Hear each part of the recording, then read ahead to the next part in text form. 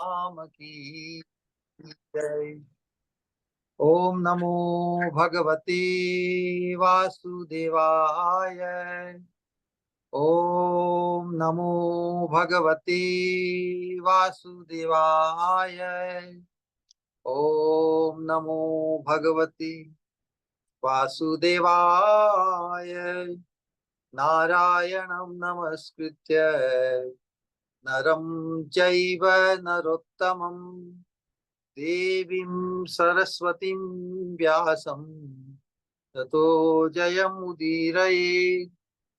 नष्टप्रायेषु अभद्रेषु नित्यं भागवत सेवया भगवती उत्तम श्लोके भक्तिर्भवति नैष्ठिकी। Welcome everyone to this transcendental program of discussing Bhagavad Dharma. The essence of Bhagavad Dharma is so amazingly, wonderfully, succinctly expressed in only the 8 slokas by Sri Caitanya Mahaprabhu. The compilation is called Sri Sikshastakam, the 8 instructions of Sri Caitanya Mahaprabhu. Because these are the essence of all the teachings, conclusion of the conclusion, essence of all the ultimate teachings of the Vedas, especially to attain the supreme Purushartha, or to bring the perfection to the ultimate endeavor by a human being, to attain the highest level of love of Krishna.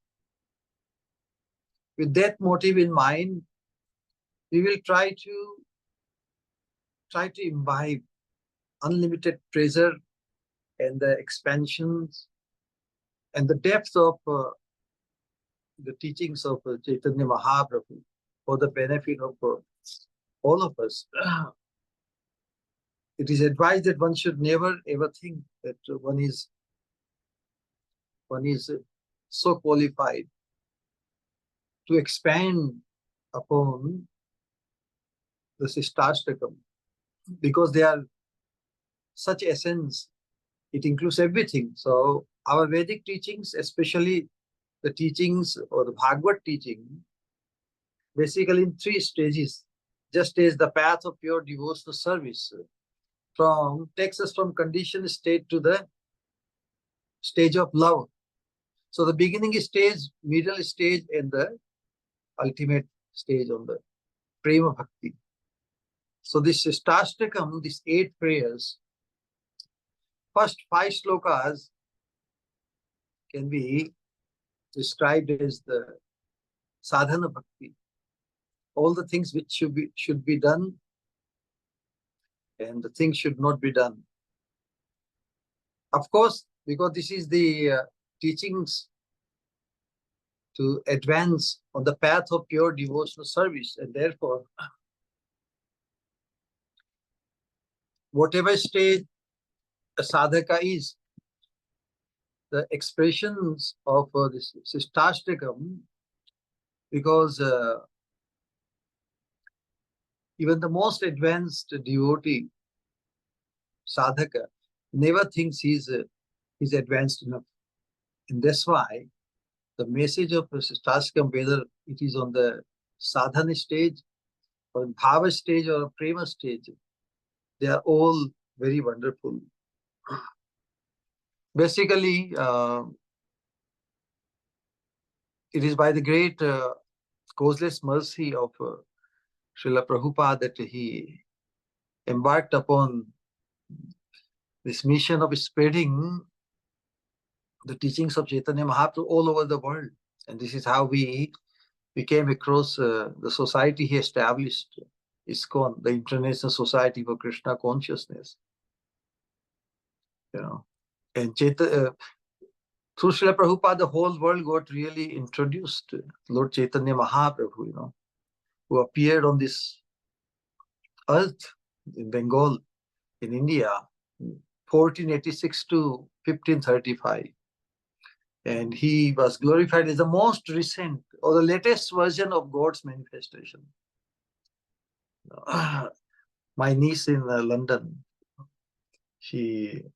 when she first came in connection with Chaitanya Mahaprabhu's glory, and then she just said that every latest version is better than the previous one. It includes all the features, just like a new version of phone comes, no iPhone or anything. So the latest version has something extra, something special, which is not in the previous version, but all the features of the previous versions, they are taken care of in the latest version. So the most recent incarnation of the Supreme Personality of Godhead, Krishna, he appeared 500 years ago. So in Navadvip, West Bengal, and he started his worldwide Sankirtan mission of propagating the chanting of the holy name of the Lord, as we understand. The only process to succeed for the self-realization, for this age especially, to meditate upon the sound of the Mahamantra, Hare Krishna, Krishna Krishna, Hare Hare, Hare Rama, Rama Rama, Hare Hare. Now, although in his childhood, especially during his early pastimes, he exhibited uncommon eruditeness, uncommon talent and scholarship. Even he conquered at the mere age of 15, 16, the world renowned or the all India renowned Digvijay, Keshav Kashmiri. So Chaitanya Mahaprabhu's scholarship and everything was very renowned, but still he left us only 8 verses called Sikshastakam, in which his mission and precepts are revealed. Now, why Chaitanya Mahaprabhu could give only 8 shlokas? Because the primary reason, purpose for which Mahaprabhu came is described in Chaitanya Charitamrita, correct? What is that? His primary purpose of coming was like for 18 years, last 18 years, he lived in Jagannath Puri, and he relished to the mood of Radharani his own sweetness, his Krishna himself. And so we understand that he knew that his primary purpose was different. That's why he did not so much put time for writing many things. But he inspired all his direct associates, all the Goswamis and others to write, and they elaborated on the teachings of these 8 slokas, or the expansion of these 8 slokas in innumerable, like there's so much, not years of almost unlimited scriptures we have written by our all the previous acharyas coming from Sri Chaitanya Mahaprabhu. And they have so wonderfully and so expansively expanded upon how we all, as the new sadhakas, Arvachin sadhakas, those who are on the stage of condition, Ajatirati, we have not developed the love of Krishna as yet. From our stage, how we are able to transfer ourselves or raise our consciousness. Jatarati. Jatarati means our love. Rati means bhava, prem. One word, prem is, in the different stages called by different names. But the whole idea is the primary purpose of Mahaprabhu's coming was he wanted to Nije Gudha Karya Tomar Prem Aswadan. Nije Gudha. His own personal mission. Good means very confidential. The primary purpose of the Lord's advent was to experience Nije Gudha Karya Tomar Prem Aswadan. to experience the love of Srimati Radharani, because through which alone she is able to experience the sweetness of Krishna to the ultimate stage. Radharani, through her love, when she experiences Krishna's sweetness to fullest extent, and she becomes overwhelmed. So this overwhelmed status, or position, condition of Srimati Radharani, it created a tremendous intrigue in Krishna's heart. Wow, I also love Sri Radha. She is my beloved. But by loving me, she experiences greater joy. This is what Krishna is. Kutuhal. Kutuhal means this kind of, how to express the word kutuhal in English. This kind of intrigue in Krishna compelled him to adopt the mood of Srimati Radharani. When he adopted, Radharani's complexion and disposition, everything enveloped Krishna. So when Lord Sri Krishna, when he adopted the mood of Srimati Radharani, combined with Radharani, then the prominence of Radharani became manifest. So in Caitanya Mahaprabhu, we must always understand the prominence is always of Srimati Radharani. So when we say Sri Chaitanya Manobhishtam Sthapitam Yena Bhutale, whatever Chaitanya Mahaprabhu came to establish on earth to give the highest level of Vishnu, highest level of love, through which one will be able to experience the sweetness of Krishna to the highest level. That's the point.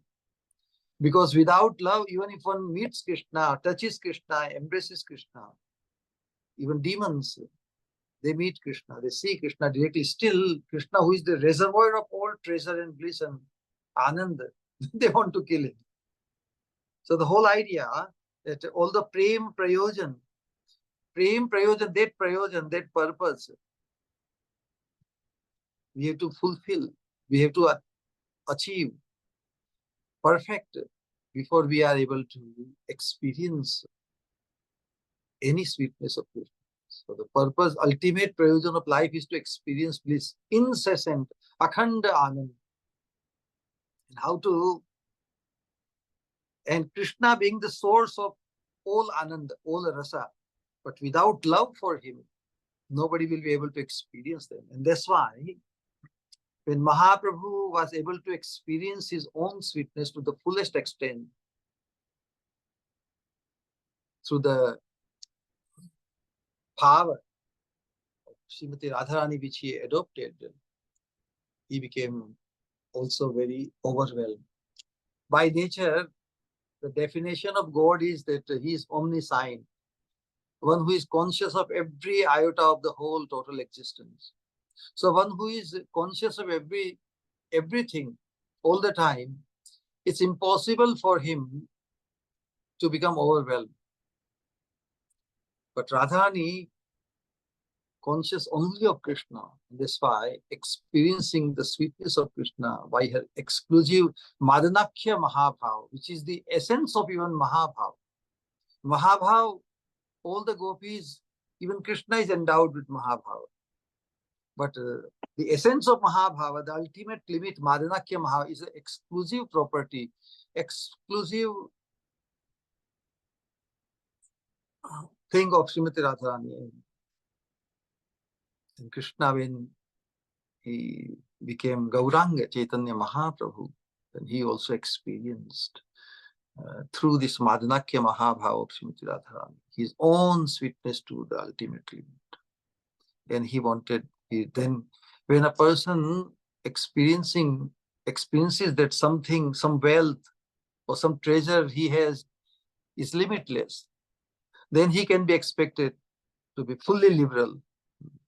Because as we learned from the teachings of the Vedas and Srila Prabhupada oftentimes, on the absolute platform,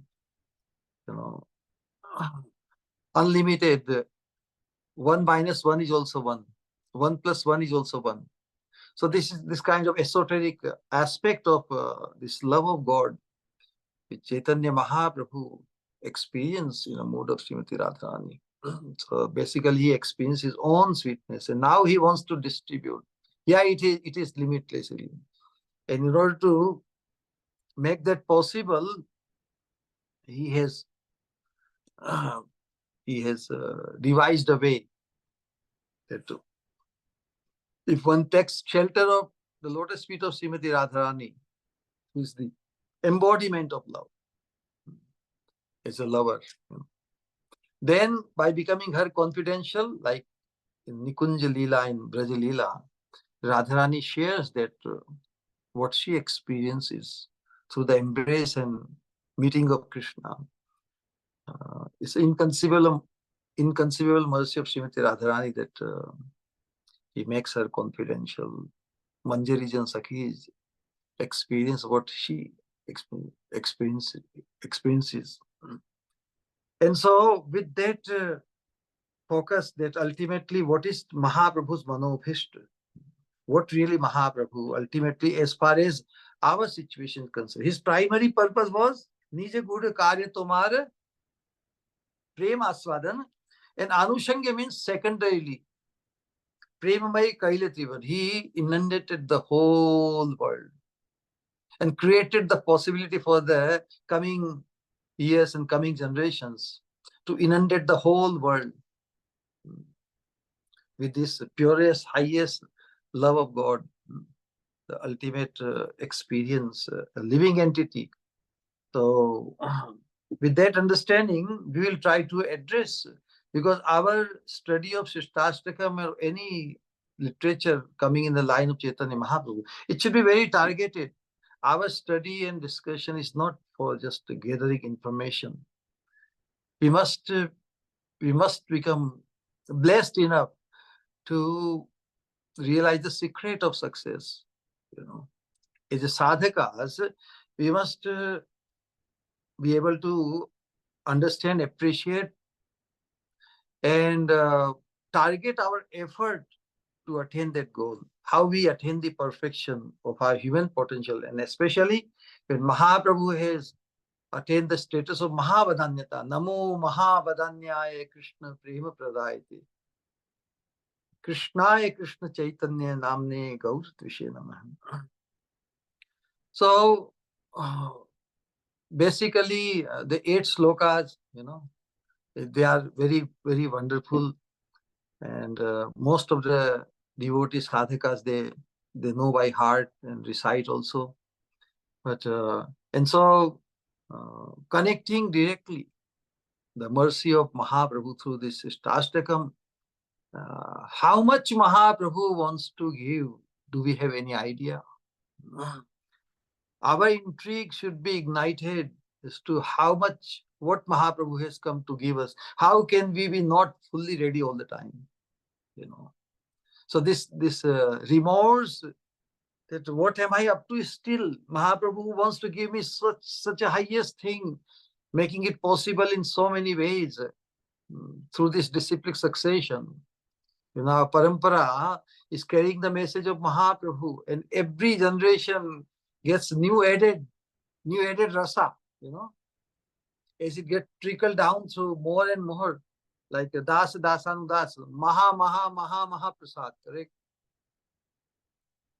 So this is how we should think that our present generation, what we are receiving is the highest, because we are the recipient of all the previous generations' flow of mercy and all the explanation, all the nectar. Plus, in the present time, those who have imbibed the message of our previous acharyas, those who have churned the nectar more, then it becomes more and more sweet.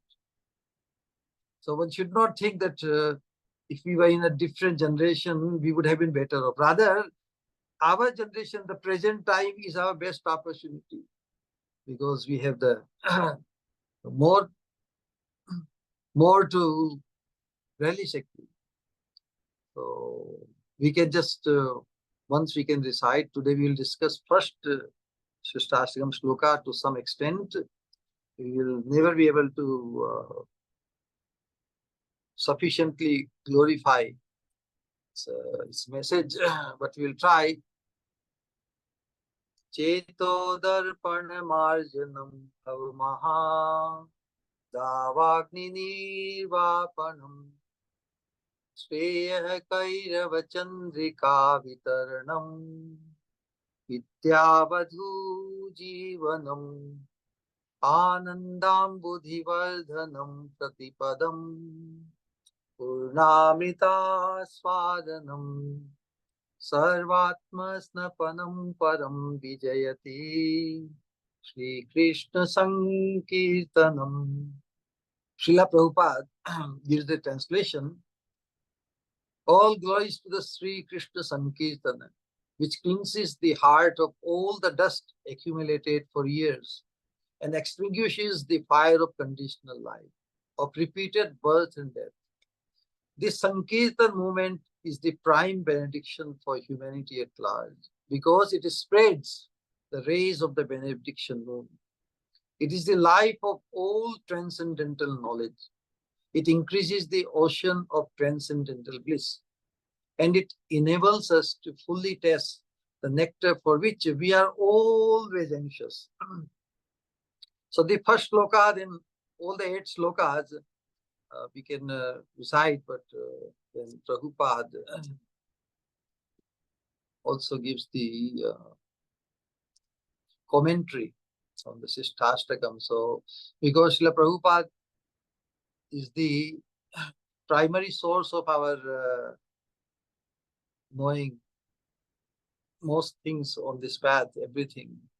And that's why we would like to continue in the line of the message of Srila Prabhupada, even when we gather lots of references from other sources, but our primary source is Srila Prabhupada.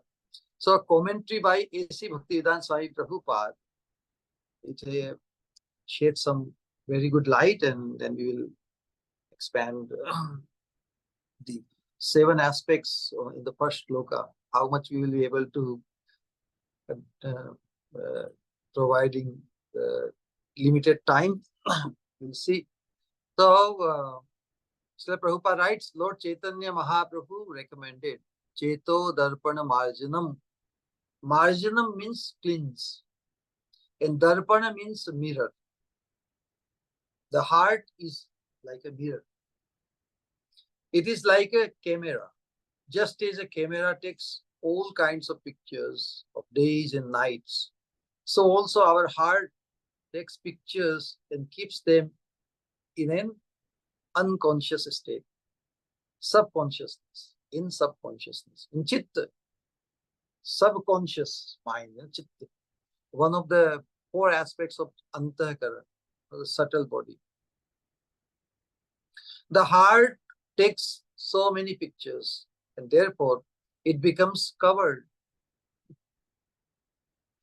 We do not, so many pictures means so many impressions of the previous life and so many things coming in. We take picture of something which comes in front of us, correct? So whatever we perceive through our 5 senses, the perception is recorded or stored in our subconscious mind. Psychologists know this. The heart takes so many pictures, and therefore it becomes covered. We do not know when it has begun, but it is a fact that because there is material contact, our real identity is covered. Therefore, Cheto Darpana Marjanam, one has to cleanse his heart. And when the heart is cleansed, then a person becomes eligible for being freed from the clutches of Maya, or the materialistic way of life. He understands that he is not this body. He understands that he is not this body, that he is a spirit soul. So, if he is not this body, then are we nobody? Or are we somebody? This is the point. This point will be expanded upon to to move towards the possibility of imbibing the message of Mahaprabhu to the fullest sense. Srila Prabhupada created wonders. Srila Prabhupada created revolution by this thought, especially in the Western world, telling people, his followers, you are not this body. Wow. And the whole existence of material existence is body-oriented, correct? However perishable and all the things it has, but we experience everything through this body only. So this body, and in this body only we can understand that we are not this body, correct? In other bodies, animals or plants' body, they cannot understand they are not this body. It is not denying that you are not nobody, you are nobody. It says you are not this body. Then which body are you? We are not nobody. We are somebody. And that has to be realized. Who is that somebody which we are, which we can identify with? We cannot afford to identify with this body because this body is not permanent. Because we are all seekers of eternal bliss. So this body cannot provide. But through this body we can search out. This body is a means, this human body is a means to search out our eternal body. We are the spirit soul. Soul means body. Soul is not bodiless. Soul means person. Person means body. So through Sikshastakam, we will try to connect to our eternal identity or our eternal body. So we don't have to worry, oh, if I'm not this body, then I'm nobody. No, we are all somebody. Which body we are, we have to search out. And that his business is therefore different from merely material concerns for this material body. He thinks, now I am engaged only in seeking these bodily comforts of life. These are not at all essential because my body will change. Today, since I am in an American body, I think I have so many duties as an American man. Tomorrow I may be in an American dog body. And immediately my duty would change. So I can understand that these bodily concerns are not my real business. Whatever bodies we have received in this material world since eternity, our concern for those bodies, they are not our business. Especially in a human body, we are endowed with a special intelligence to inquire about the Supreme and to inquire about our supreme good, because the animal is the imperfections of this body. Body goes through the 6 changes. It takes birth, exists, then grows, expands, dwindles, and dies. This any human being can understand. Is that a good proposal? That a person who takes birth, he has to die? No. In order to experience eternal joy, we have to live. We have to live forever. So with which body we can live forever? Because we are very much used to experience everything through the body. So one wonders, through which body? So our progressive nature, human nature, is Rajo Vaikalpikam Chayat. Our human existence is symptomized or defined by the mode of passion. And the symptom of mode of passion is we never settle at any stage. We always look for better, more and more and more in every sphere. And that tendency can be converted, or that tendency can be utilized in human form of life to connect to the supreme destination, supreme good. And but till now we have only settled for little betterment, from this worldly pleasures, or even within this earth, different countries have different standard of living, and from higher than, but their human bodily problems are common here.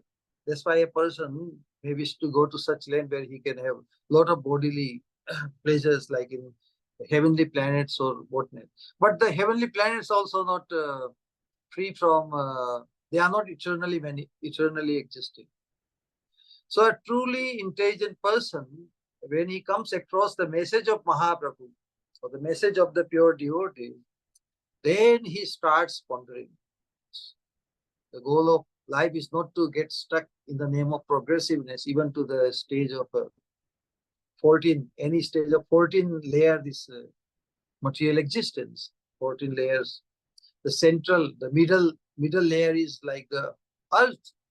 So this whole material existence, if you think about this universe, it can be described in 14-story building, 7 floors below the ground floor, and from ground to 7 up.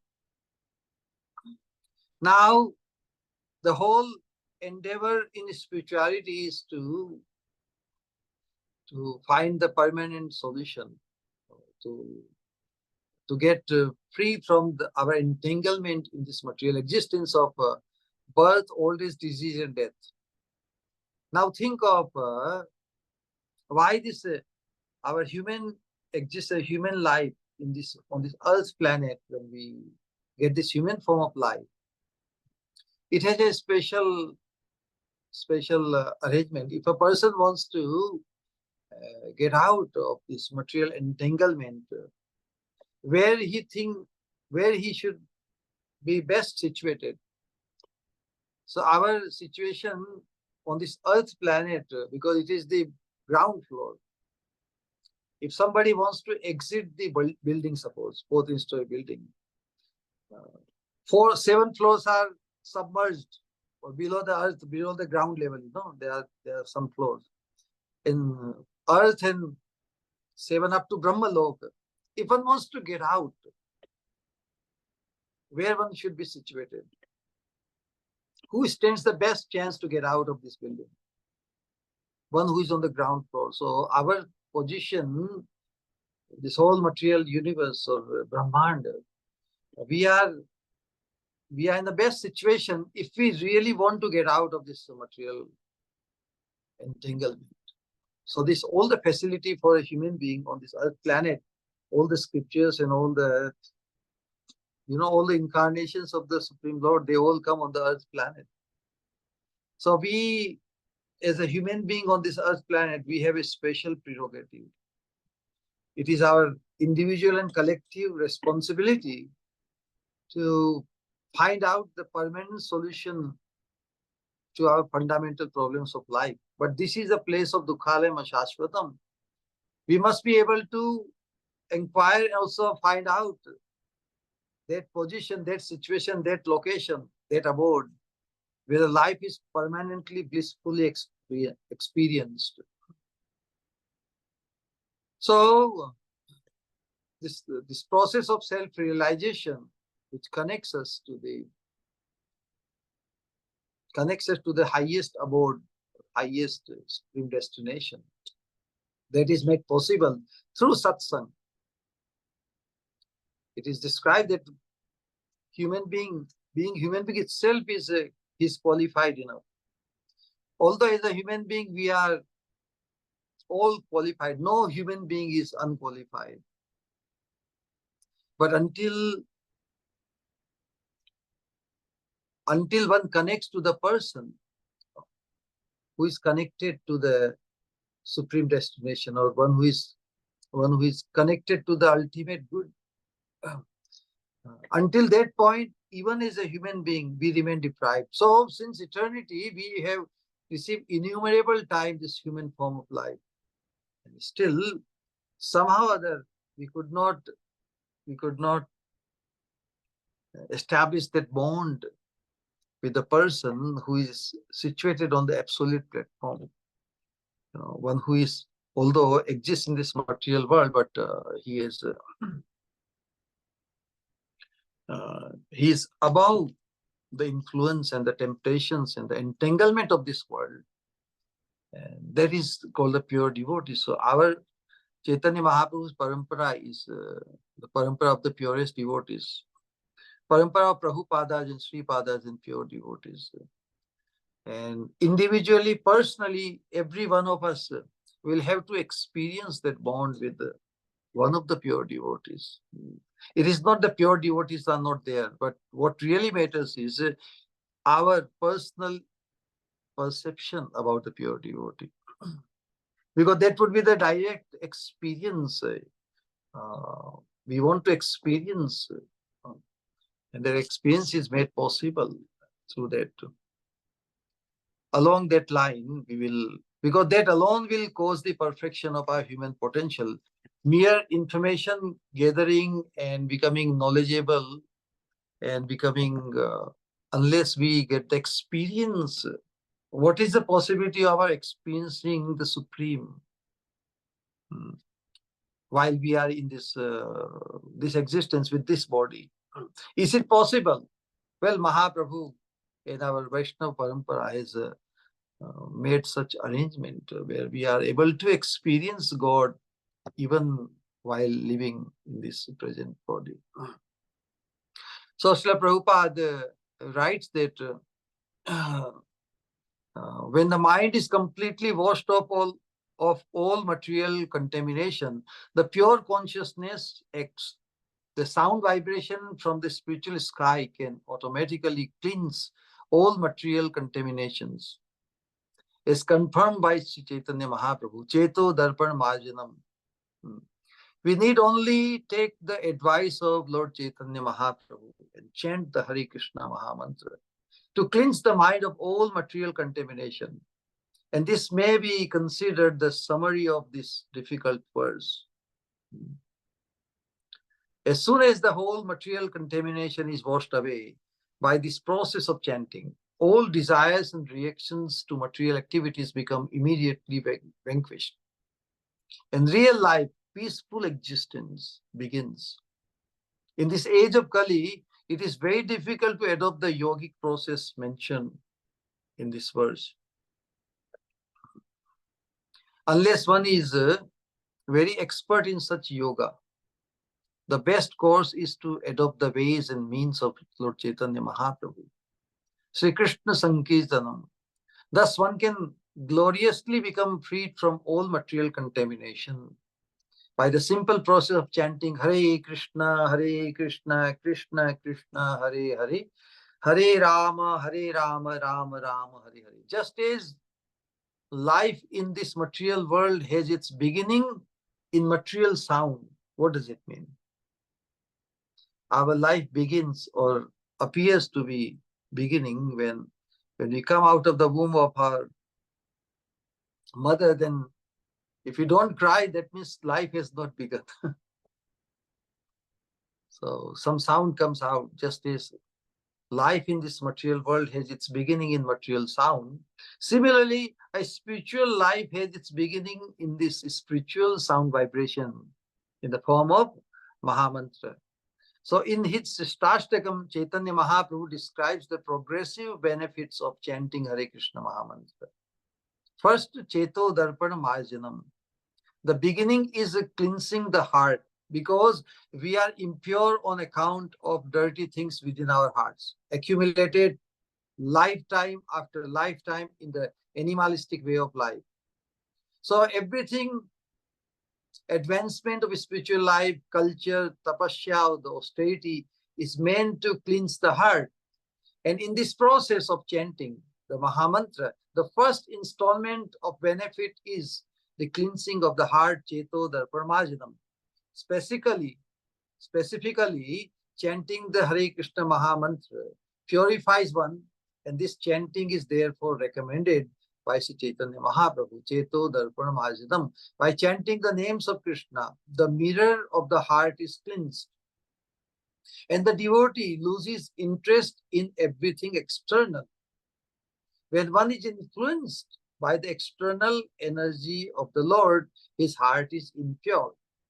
When one's heart is not pure, he cannot see how things are revealed, related to the Supreme Personality of Godhead.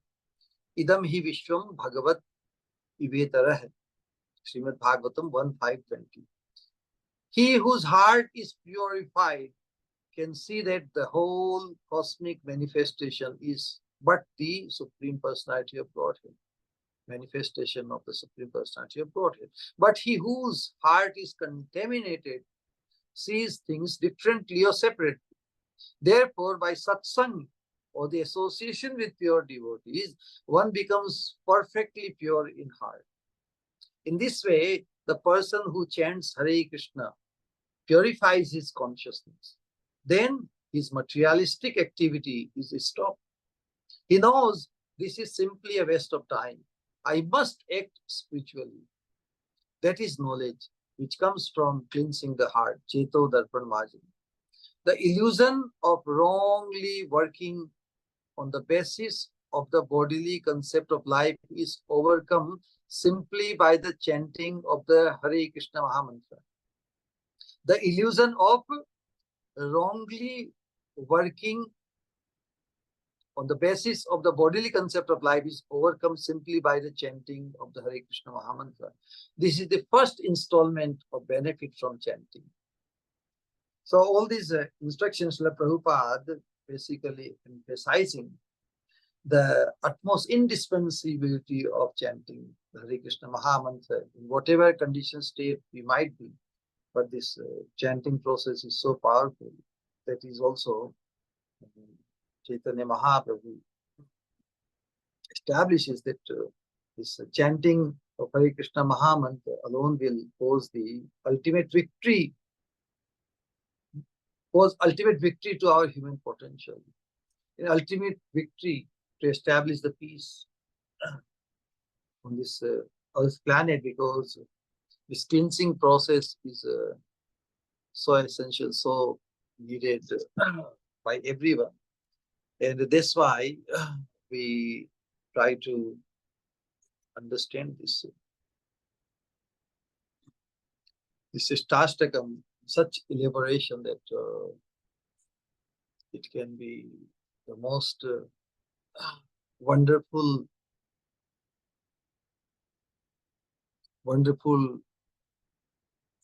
thing of our contemplation. Sikshastakam includes so much message, and it will just intrigue our appreciation of Krishna consciousness. As much as we know, even at present time, no matter how much advance or how much information we have gathered over the years, if in the true spirit of the pure devotees, if we imbibe the message of Sikshastakam, then we will become a pure devotee. We will become fully blessed. That should be our goal. And because all our predecessor acharyas, the pure devotees who have left so much unlimited treasure of how we can become fully blessed, they are perceived as most blessed by us, especially Srila Prabhupada's commentary on Sikshastakam. Our appreciation of Srila Prabhupada, how we appreciate our appreciation of Srila Prabhupada, those who appreciated Prabhupada directly, those who became his direct followers, those who actually connected to him on personal basis, basically those who fell in love with Srila Prabhupada. Our appreciation, we do appreciate Prabhupada, the most learned person or the ambassador of Vedic culture. But still, directly, our connection with Prabhupada was not caused directly because he was not in person available to us, but to those who became his followers and the society which he established. Again, society means gathering of the devotees for the common mission. So those who appreciated him directly, only by appreciating one of them, isn't it? Or many of them ultimately. Our connection to Srila Prabhupada is through those who those who connected to Srila Prabhupada directly. And that's why tremendous honor we have for Srila Prabhupada, what he has done. The greatest ambassador in our human history of the message of Mahaprabhu, especially the ultimate essence of the secret to cause ultimate good to the human being. He has brought this message. But still, those who imbibed this message to Srila Prabhupada, so we also appreciate their, and because one of the followers of Srila Prabhupada, like Srila Prabhupada, became the follower of his Sri Guru, Bhaktisiddhanta Thakur Prabhupada. Can we, what kind of experience or the bond Srila Prabhupada had with his spiritual master? Can we copy it? We cannot. And that's why the direct experience will matter to in order to realize love of God. And this direct experience is made possible. This is the arrangement of this Bhagavata Dharma. Srila Prabhupada, when he came in touch with Bhaktisiddhanta Saraswati Thakur at the age of 26, and at that time, Prabhupada recalls that he was a household person. And after some time, Bhaktisiddhanta Saraswati Thakur left. Few years after Prabhupada got initiated with him, but he was still feeling very utterly incapacitated to fulfill the mission or the work or the advice given by Bhaktisiddhanta Saraswati Thakur to Prabhupada. Prabhupada was a household. And so after Bhaktisiddhanta Saraswati Thakur left, now this order of Bhaktisiddhanta Saraswati Thakur, Prabhupada is carrying in his heart. And that causes him to remember his spiritual master with whom he had direct interaction for some time, sufficient time. It's never going to be sufficient. But he remembers that direct touch. And when Srila Prabhupada became his initiated disciple, of even in the first meeting, Srila Prabhupada acknowledged his most blessedness. He acknowledged that the ultimate message of Mahaprabhu is in the hands of a very capable person, most capable person. So Srila Prabhupada, he perceived the most blessedness of his spiritual master. And although in that condition, he was not able to completely allow to become fully consumed in the mission of Prabhupada, his spiritual master. But the desire to do that, that hankering, the desire, how can I serve? How can I fulfill the order given to me by my spiritual master?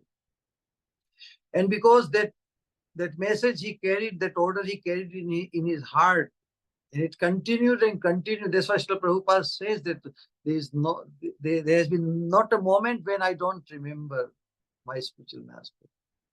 That is falling in love, correct? So who one falls in love? Only the person you directly interacted. It's because the experience of love, falling in love, is a direct interaction. We don't indirectly, we don't fall in love with someone we never came in personal contact with, correct? If indirectly one was able to fall in love, then we would have fallen in love with the previous acharyas and everybody, in spite of having tremendous honor for them. We fall in love only with the person we meet, we come in touch. No?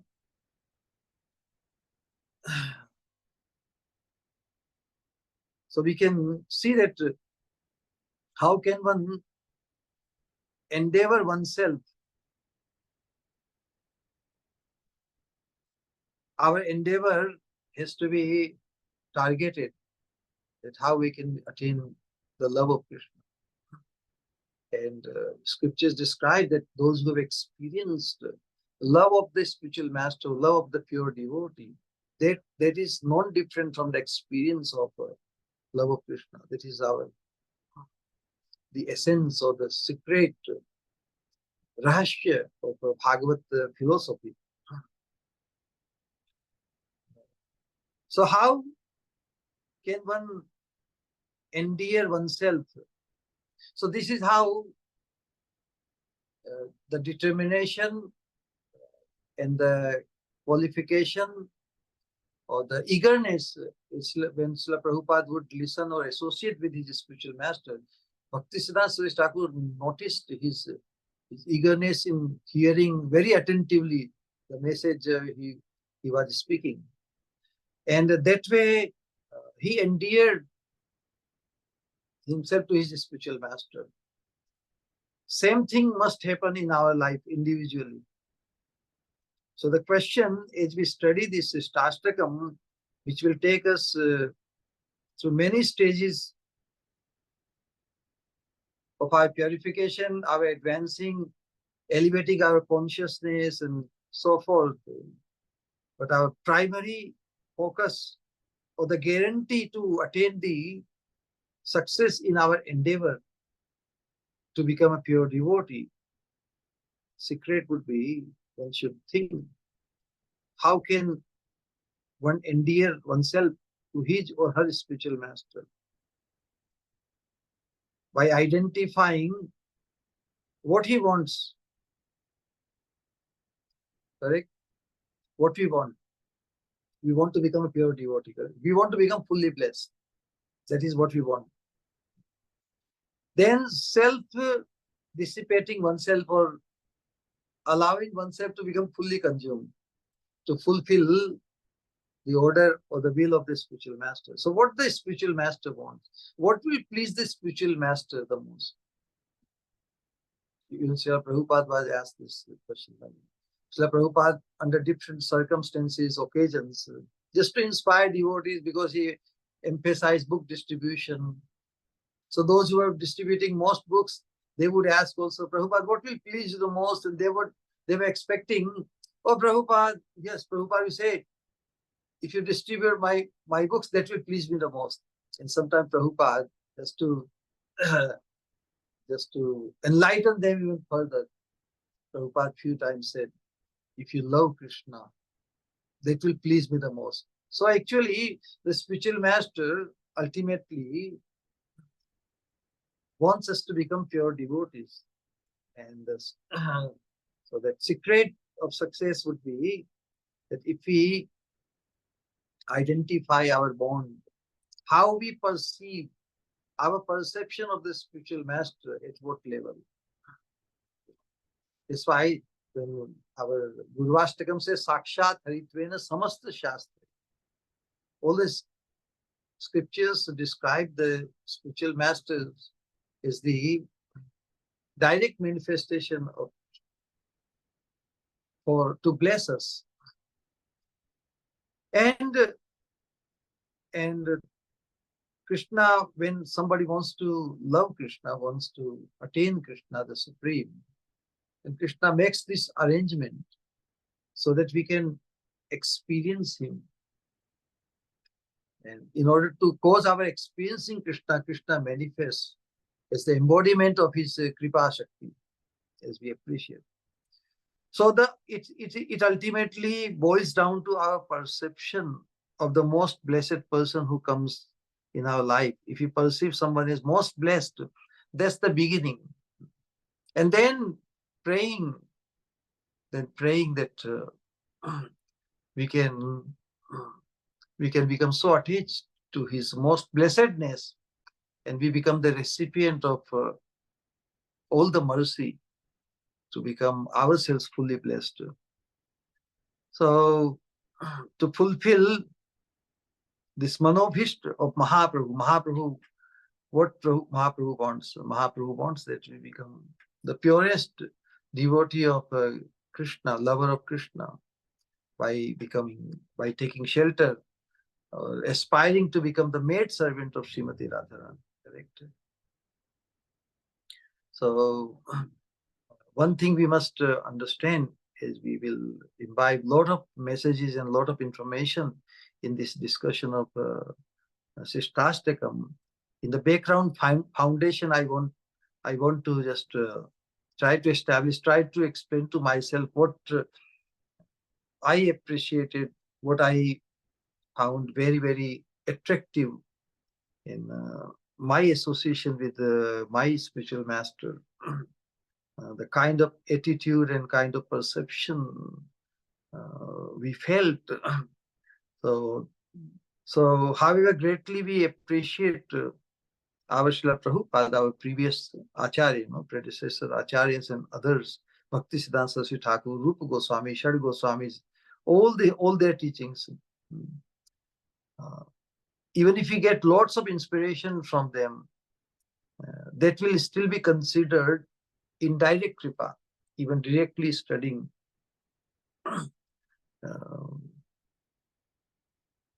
Because direct kripa means falling in love. Sri Guru Charane Rati, that aspect must be realized. Without realizing that point, in spite of studying unlimitedly, in spite of studying and imbibing and collecting lots of very inspiring, very enlightening message of this Bhagavad literature, still the real success, the ultimate success would be, we will be eluded by. So what is very much essential, how much we will be able to benefit from their teachings will depend on who we emulate. To emulate someone, somebody has to be our ideal, somebody has to be our hero. And one who is perceived as our hero is the person we surrender to, correct? On this path. That is the essence of, he's perceived as the essence of all Prabhupadas and Krishna for us, And that, in order to make that experience for every sadhaka possible, that's why we have the parampara. Otherwise, Krishna would have sufficed. No? Why Krishna? Why one does not directly connect to Krishna? Because Krishna does not personally manifest as Shyam Sundar, but Krishna spreads his message of the method of connecting to him, eventually directly also. Our connection to the pure devotee in parampara will be established through our perception. At what level we appraise the glory or the most blessedness of a pure devotee, that will determine the success of our. So, to become fully blessed to our human potential, I use this word human potential many times because it is so beautiful. No? We have to capture, we have to perform, we have to attain the full success. If we have the potential to attain the fullest success or the highest success, why must we settle for anything less? Because our somehow or other being allowing us to settle for less, we have been stuck in this material existence. So one has to very willingly and blissfully, there is no force actually, very willingly and blissfully agree, that is voluntarily. One has to voluntarily agree to become fully consumed. Just when one falls in love with someone, what happens? Our experience of falling in love in this material world is what? We want to become his or hers. This is very commonly seen. But because there is a material ulterior motive attached to it, so when that is not so on the material platform, our so-called love, we want to make his ours. But on the spiritual platform, when we fall in love, when we want to become his or hers. And so the ulterior motive is not there. Rather, we want to become fully blessed. We want to become a pure devotee. So our only motivation is to become a pure devotee, nothing else. For the material platform, our so-called love for someone, it is only lust for someone. So we are so used to condition to fall in love to the lust actually. An object of lust is perceived as someone we think we have fallen in love. And that's why it is never everlasting. It just comes to its reality of lust. But on the spiritual platform, when we perceive a person as most blessed, then truly we want to become his or her completely. As much as we want to become Krishna, if we meet Krishna, what would be like, whatever we imagine, whatever we contemplate, same experience on the spiritual platform when somebody is perceived as one who is appraised as non-different or as much appreciable as Krishna himself. That is possible. So that's why, in order to transfer this conditioning of lust to love, Krishna has manifested as a pure devotee in our life. So when we perceive the status of a pure devotee in our life, as such, we value him no less than Krishna. Rather, Krishna is still our indirect experience, whatever things we have heard about Krishna. Is Krishna's Nama, Rupa, Guna, Lila, Dhama, Parikar, Avran. But the person who comes in our life is a direct representative of Krishna. Is perceived no less than Krishna himself. So this is how one becomes very much attached in bond with a pure devotee.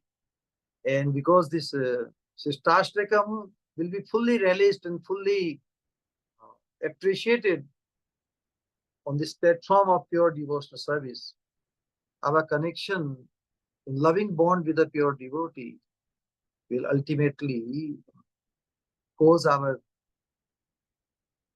experiencing attainment of associateship of the divine couple, Radha Krishna. So this is very, very essence. If we understand, then our success is guaranteed. So as we move along in studying Sikshastakam, many aspects of it, our appreciation is Bhagavata Dharma. Srimad Bhagavatam is Bhagavat, the literature, the Grantha. The Bhagavat is also a pure devotee. So our association with both go hand in hand. So how can we not fall in love with a person if our association with them is hand in hand? But still, the association of Srimad Bhagavatam Granth and all the literatures, all the messages, is indirect mercy of Krishna. Our developing this loving bond when we want to become someone's, how we become Krishna's. Krishna is the supreme person. The supreme person, in order to, he has sent his sample. His sample is the spiritual master, is a pure devotee, is Prabhupada, Sripad, or Sri Guru. And when we we perceive that bond with the person, then we feel the guarantee that what it would be like to experience, to be with Krishna. So that possibility is there. And from that point of view, how when we study Sikshastakam, it would be a wonderful, wonderful thing. So we will try to discuss in the first shloka what is related. Cheto Darpana Mahajanam. The holy name of Krishna, the glory of the holy name is described.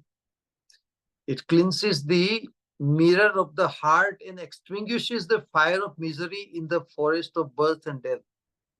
Our incessant attachment to this worldly affairs within this realm of birth and death. So when the mirror is cleansed, as we see that so many impressions on the mirror-like heart, and that's why we have lost our true identification. Whatever reflection is perceived by us, that many identifications we have experienced, and thus we are stuck here. Unless we are cleansed of all the misidentifications, we won't gain the eligibility to be able to hanker for the supreme abode of the Lord. This is the path of hankering. Our hankering for our supreme good. How this hankering will be caused? The fascination, the transcendental fascination. So when the heart is cleansed of the dirt, then the mirror, our heart, just like the dust covering the whole mirror, then we cannot see our identity. One cannot see oneself. If like the mirror is in front of me here, if the mirror is covered with dust, I won't be able to see myself. Why am I not able to see myself? Because the reflection won't come. But think of this. Who is closest to the mirror? Who is closest to our heart? If the heart is compared to a mirror, what is the closest thing to the mirror? Who is the closest thing to anything? It's the Paramatma, correct? So who is covered? Paramatma is covered. Paramatma is... how can Paramatma be covered? Paramatma is covered from our vision, correct? Even if Paramatma exists everywhere, if our vision, if our consciousness is blocked, our vision is blocked, then we cannot see.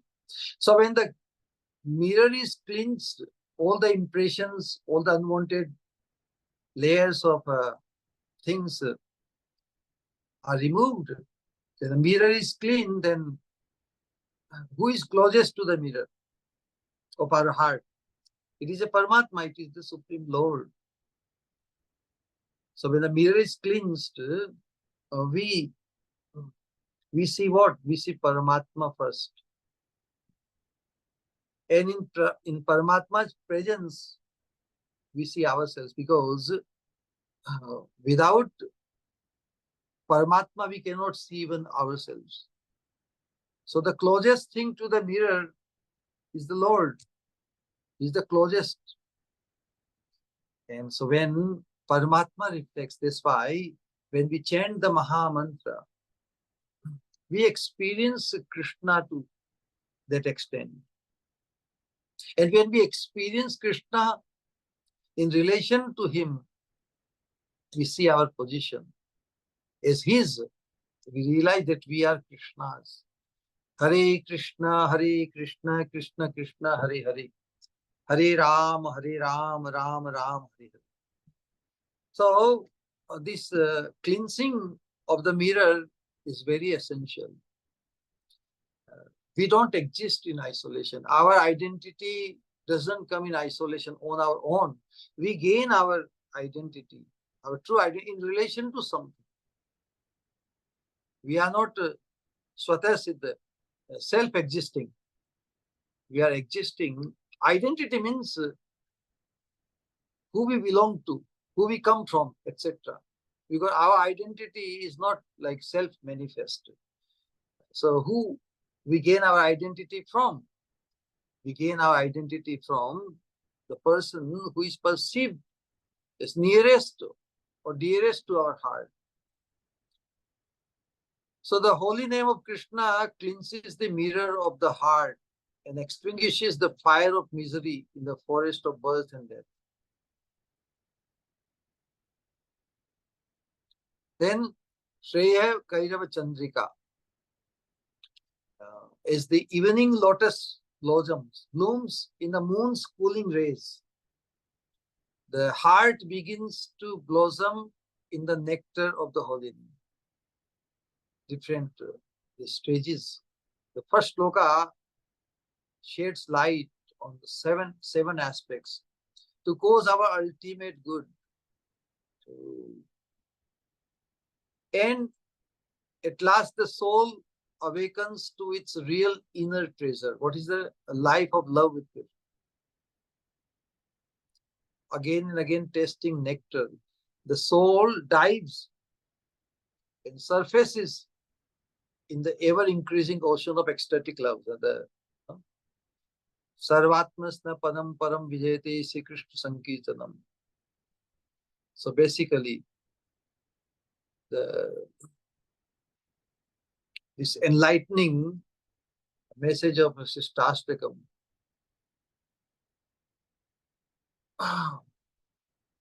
Caitanya Mahaprabhu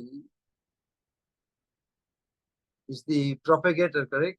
Ajanu Lambot, the Sankirtan movement. Ajanu Lambita Bhujau Kanakava Datau.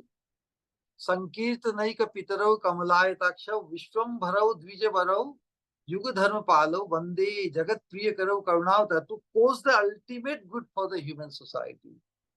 Chaitanya Mahaprabhu along with Nityananda Prabhu, they became the pioneer, they became the fathers of Sri Krishna Sankirtana. And what he said, I have come to inaugurate the chanting of the holy name. Harinam Mahamantra Lao Tumi Magi. Enechi Aushadhi Maya Nashibar Harinam Mahamantra Lao Tumi Magi. So Chaitanya Mahaprabhu, he inaugurated this Sankirtan movement of chanting the holy name of Krishna. And that name will reach every nook and corner of the universe. Prithivite Ache Jata Nagaradi Gram Sarvatra Prachara Hoiva. This we are practically seeing. This was unimaginable 50 years ago in India, although the message of Mahaprabhu was explained, this foretelling of Mahaprabhu. Even the followers of Mahaprabhu thought, well, Mahaprabhu may be meant for the whole of India, Prithivite Ache, even in the shrunk understanding of the ultimate full-fledged message of Mahaprabhu's glory spreading the all nooks and corners of this earth planet.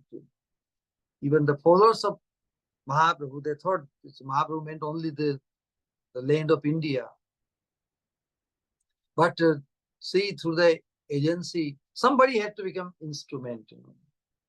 So our hankering, this is all instrumentation. Our hankering or our even desiring to be able to hanker to become an instrument of Krishna to fulfill his mission. Don't we see in Srila Prabhupada, his hankering, the desire was, the seed of desire was put by his spiritual master. And then as time passes on and on and on, his hankering increases. My God, am I going to leave this world? Am I going to die without fulfilling the order? At least let me try. And so his hankering to do something to fulfill the order of the spiritual master. And Mahaprabhu captured that hankering attitude of Prabhupada. And he became the instrument. So within our capacity is to be able to hanker, to be able to desire to hanker, to become an instrument of Krishna, of Mahaprabhu to fulfill his mission. And we are all, because the mission of Mahaprabhu is going on, it will not become finished until every human soul on planet Earth is converted into a Gauranga follower. So the whole idea is that what Srila Prabhupada, through Srila Prabhupada's instrumentation has started, this spreading of the Sankirtan movement to fulfill the mission of Mahaprabhu, to make us to allow us the opportunity to become the purest devotee of Srimati Radharani. So the Sankirtan has a very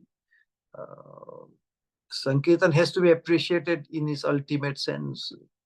Otherwise, if our appreciation is not at the highest level, then our achievement will be at not the highest level. So from that point of view, we will appreciate this message of Sikshastakam. So what is the meaning of Sankirtan? Sankirtan, general meaning, collecting lot of devotees, Mridanga, Kartal, and everything, and gathering in glorification of the Lord. But Sankirtan also means involving oneself fully.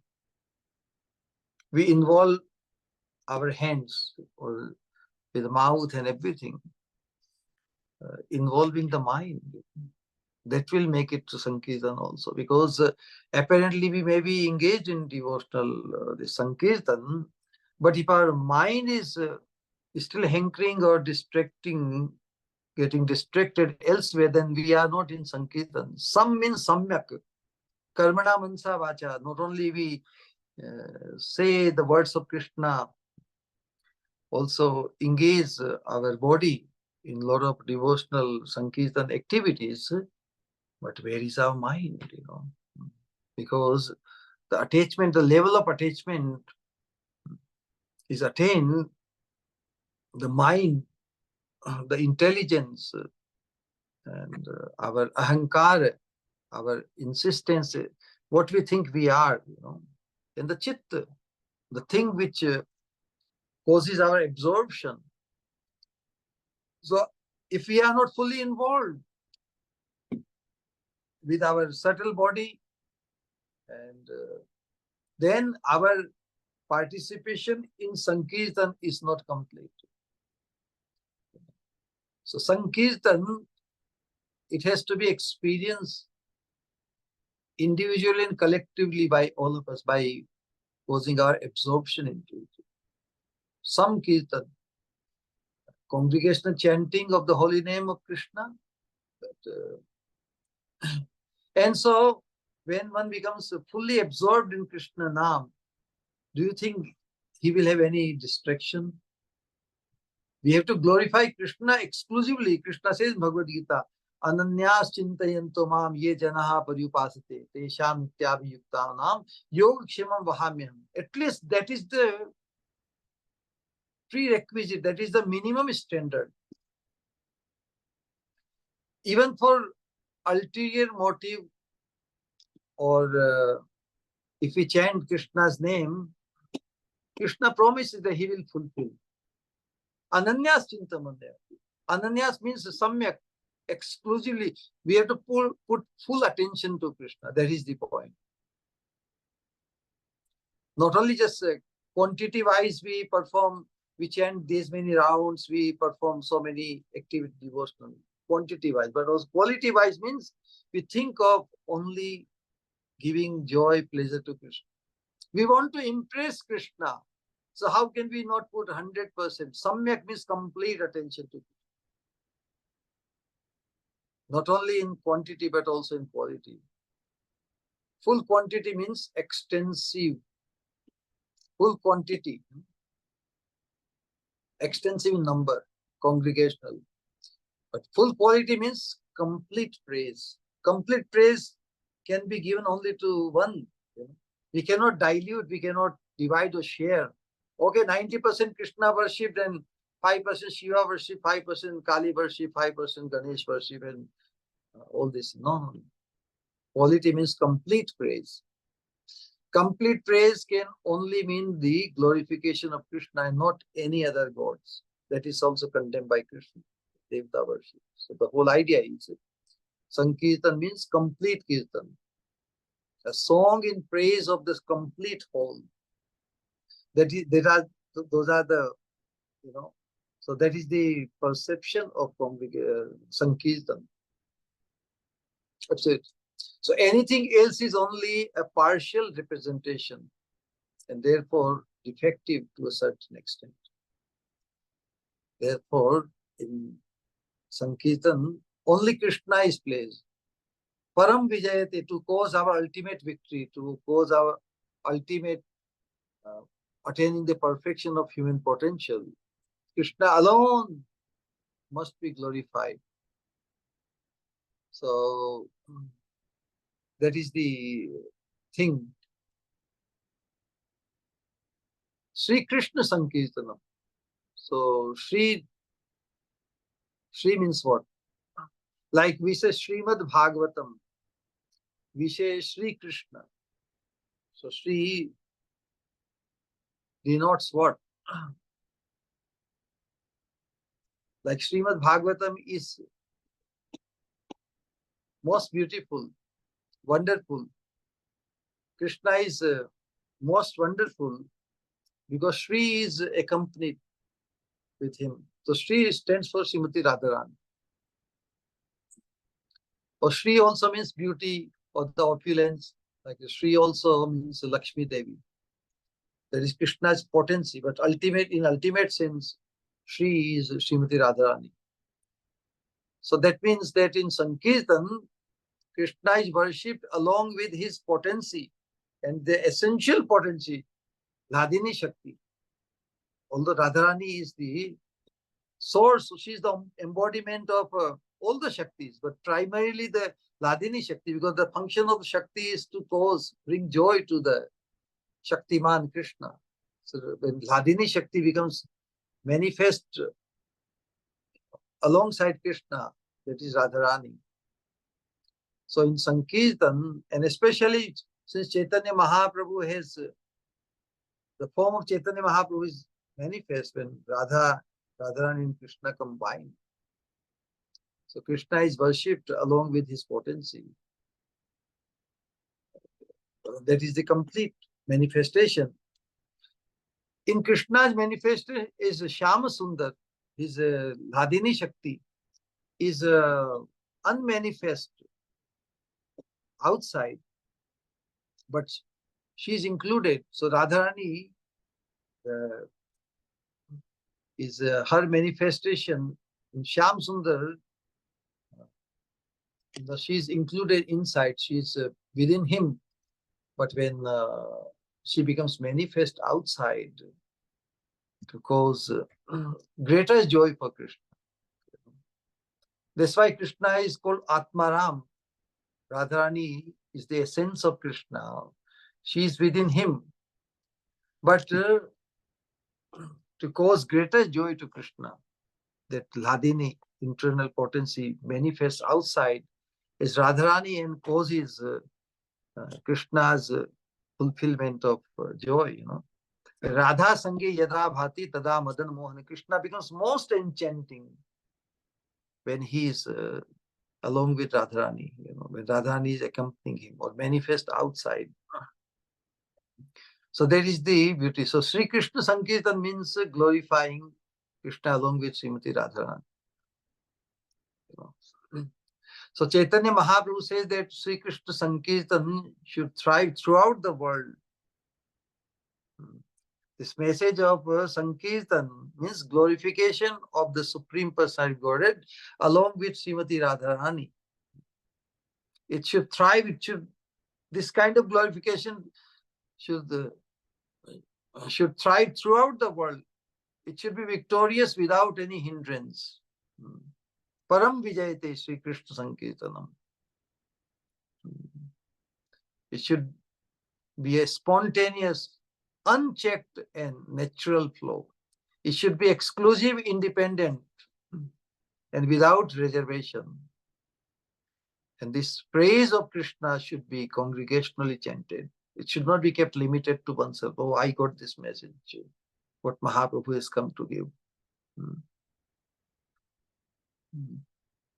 And that's why the congregational chanting, involving others, not kept to oneself. I got the highest message. No, every human being is eligible to become benefited by this ultimate message of Sankirtan. So this Sankirtan Sri Krishna Sankirtanam, Hare Krishna, Krishna Krishna, Hare Hare, Hare Ram, Ram Ram, Hare Hare. It should be congregationally, and that the congregational chanting will be beneficial to the whole world. But congregation means not just singular. So in the same way, we have to involve our whole existence. Our existence, not this gross body which appears. Our existence comprising what? This gross body, the subtle body, and the soul proper. So the food of the soul, which is our true identity. Our true identity is that we are a spiritual being. Soul means the person. We are a spiritual person. So the need of the food, fulfillment, nourishment of the soul, our real person, is this congregational chanting. And so the soul being the king, in our existence, soul is the primary person, the king.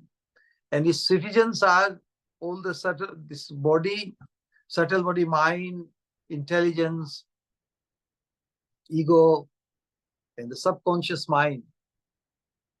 So they all are meant to combine together to fulfill the need and the nourishment of the soul, the king. So in our existence, our soul is the king. And the king is in need of this nourishing the soul through their congregation. So different stages of this, different stages through which we will pass while chanting the holy name of Krishna, correct? The first stage is that it cleanses the mirror of the mind. If the mirror of the mental system is covered with dust, we cannot see things clearly. And all the messages, the scriptural advice, the Bhagavad culture, and the sadhana we perform cannot be properly reflected there. So what are the different kinds of dust covering of the mirror? Mirror of the mind. Can you imagine? Since eternity, how many varieties of distractions, different kinds of dust covering the mirror of our mind. Infinite, fleeting, and organized desires are how much we plan in this material, a conditioned soul, even in this human form of life, how much we organize way we remain we remain stuck, we remain conditioned, we remain entangled here in a very organized way. Because we are not able to see our ultimate good as a conditioned soul. Even in the name of progressiveness, our limit is only within this material universe. Our progressiveness never takes the leap to go beyond the realm of three modes of material nature. And that's why the proper appreciation, even when we find the participation in chanting of the holy name, it gives a lot of relief, like Shubhda. We feel a lot of auspiciousness and we feel the relief from so many miseries. But that's preliminary benefit.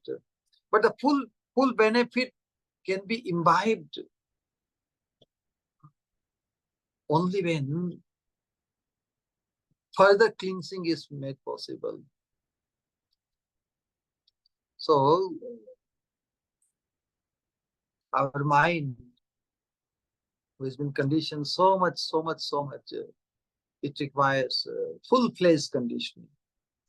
The Sankirtan process, when properly followed, properly imbibed through the message and the direction of those who have attained or imbibed full-fledged benefit from it. in the association of pure devotees, we should be able to benefit from this congregational chanting, this Sankirtan completely. Because without that full benefit, we won't be able to do complete justice to our potential, to the Sankirtan movement. So we should not just become this casual beneficiary of the Sankirtan movement. We should rather become the full beneficiary, full effect.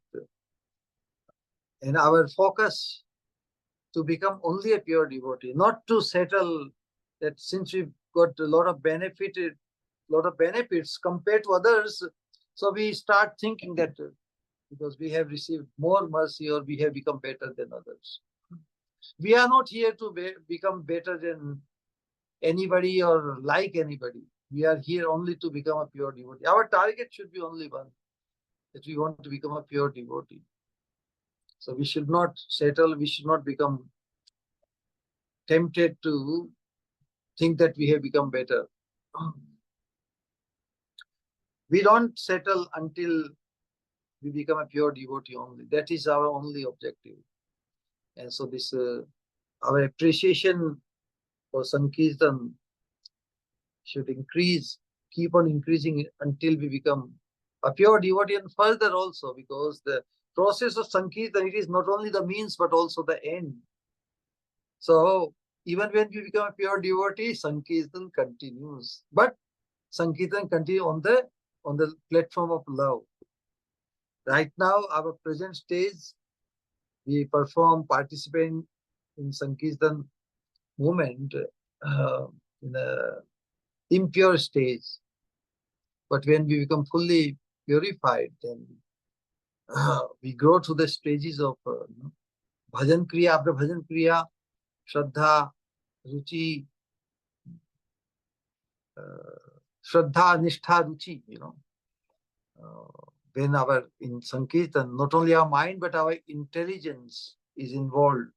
We develop the discretion, what is right for us, for our mind, what is right for us to speak, what is right for us to act, engaging our senses with that discretion, and then also our personal insistence, our personal liking, because the aspects of pure devotional service, many limbs of pure devotional service, different devotees, sadhakas can have different ruchi or attraction for different limbs of pure devotional service. Of course, the Sankirtan, the 64 limbs of pure devotional service is described by Rupa Goswami in Bhaktisama Sindhu. They are nothing but the expansion, of Sankirtan only. So the whole idea is we want to bring our appreciation of the Sankirtan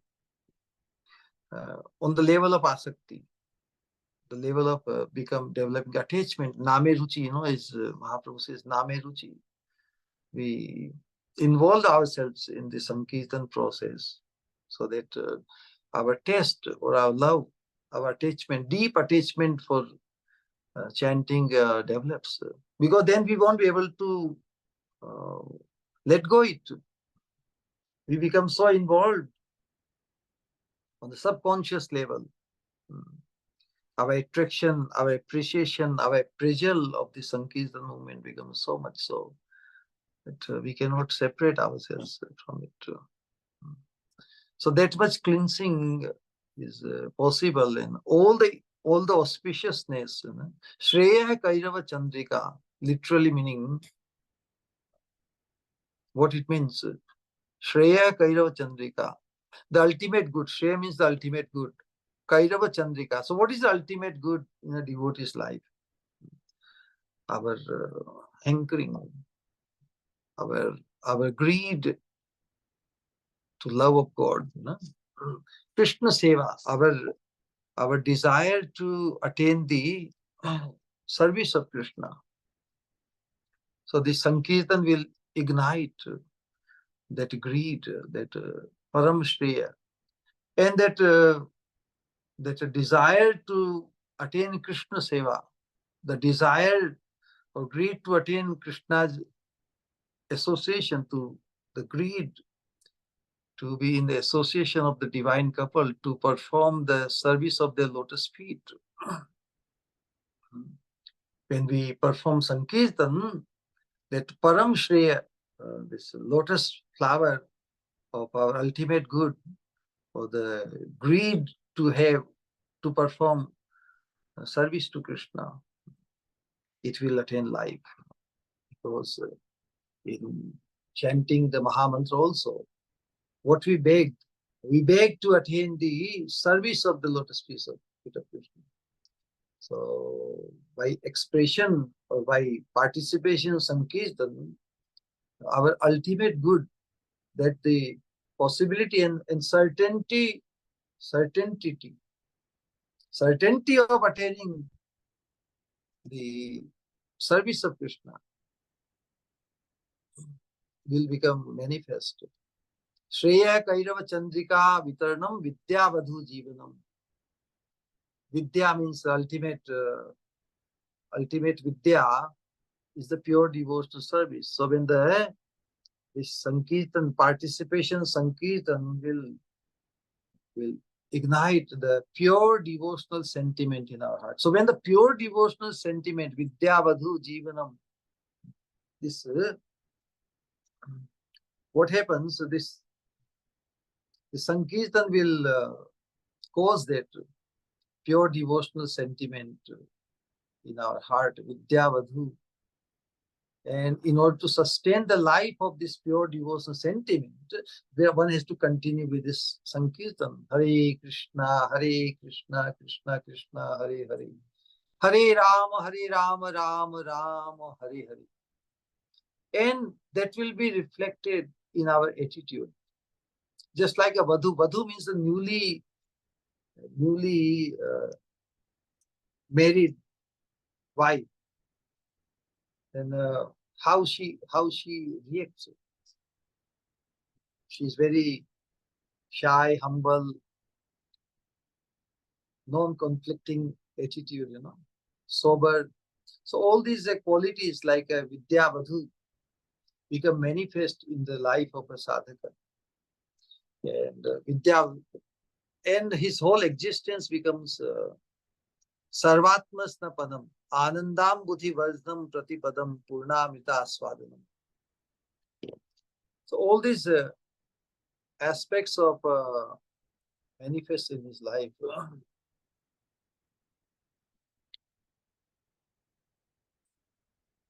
So different stages of sadhana bhakti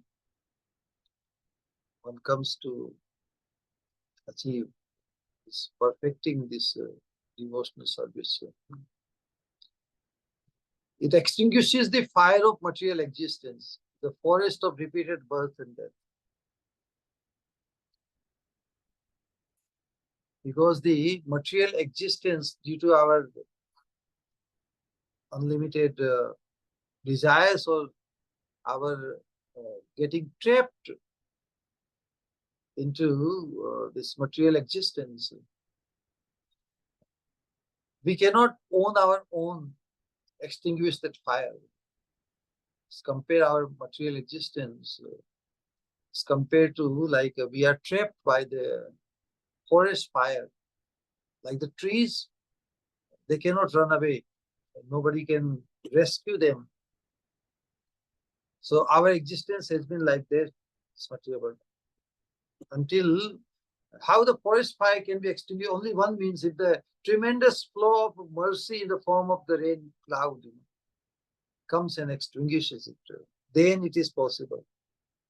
So this Sankirtan, our participation in Sankirtan alone will rescue us from the forest-like fire of this material existence. So then we become liberated. So what is the concept of our liberation? Our concept of liberation is attaining the supreme existence, eternal existence, because And that's why we will study in the next. This was my wish was to establish the foundation of this study of Shastastakam. 7 points which are described that how the full glorification Sarvatmasna Padam Param Vijayate Sri Krishna Sankirtanam. How this Vijayate, the full victory through this participation in Sankirtan Yajna will be accomplished. We will and attain the supreme goal of life. We will elaborately discuss the next sitting, because this is just the little outline of the purport of Srila Prabhupada about what Shastastakam is. And the first shloka we will fully focus in our next sitting next Tuesday. That way. And we'll connect it to the stages of pure devotional service, Adu Shraddha, Sadhu Sang, Bhajan Kriya, especially Bhajan Kriya, because involving in Sankirtan means our bhajan has started. But bhajan gradually it causes our purification and causes our attraction more and more towards this holy name chanting, the Krishna's name being non-different from Krishna. So as we become more and more progressive in this congregational chanting Sankirtan, and how it takes us all the way to the full-fledged love of God. Anandam buddhi vajnam pratipadam purnamita swadnam sarvatmasna panam. In our whole existence, soul becomes drenched in love. Sarvatmasna panam param vijayate Sri Krishna Sankirtanam. Then when one becomes fully involved by becoming fully consumed in this Sankirtan movement, then he also becomes the instrument of Krishna to cause that inundation for others also. So individually we have to become fully consumed. Then we can identify the group of the devotees or sadhakas who have developed the same attitude to become fully consumed, to fulfill the mission of Mahaprabhu and Guru Gauranga. I think whatever little understanding, whatever little appreciation by the mercy of our Guru Varga, and remembering the mercy, causeless mercy of the spiritual master,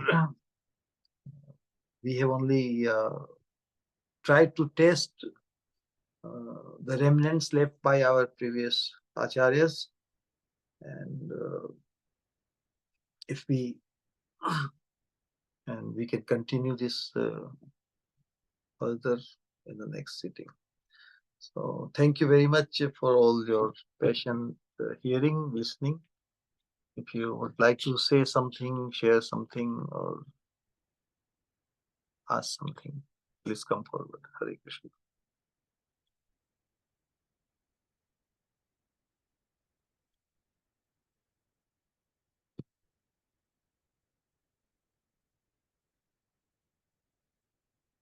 Hare Krishna. Hare Krishna, Shri Guru. Pranam.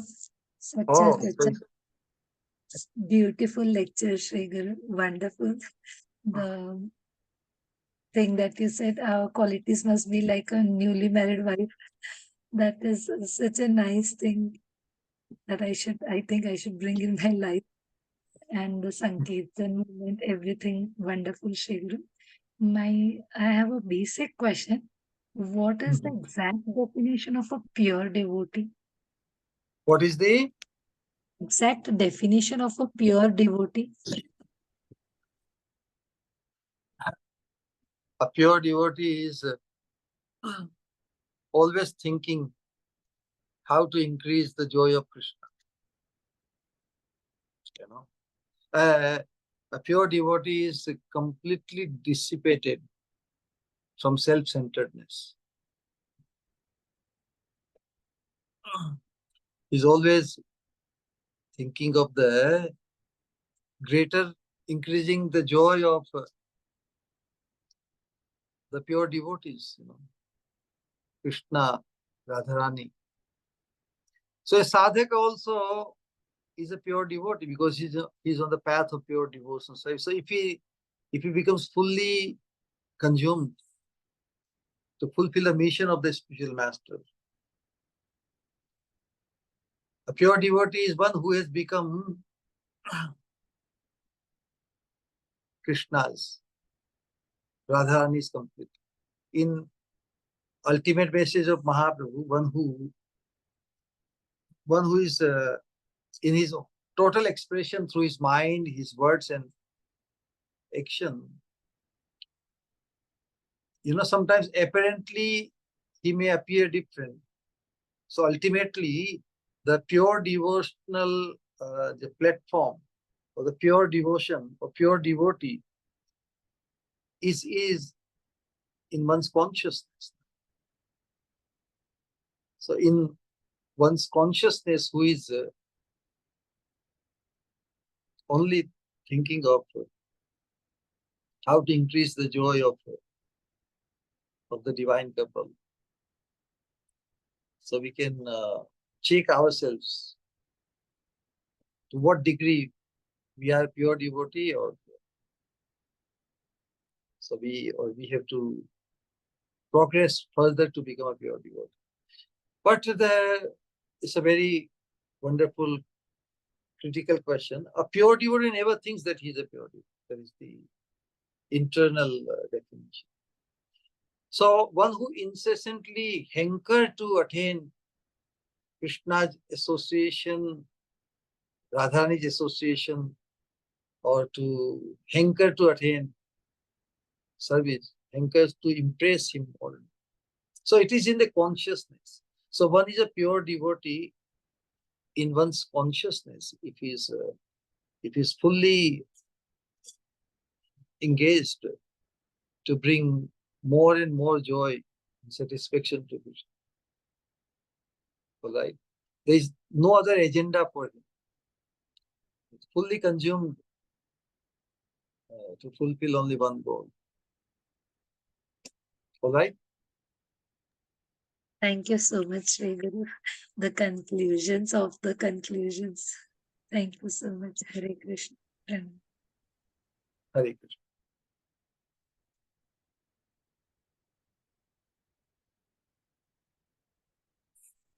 It's quite late in India.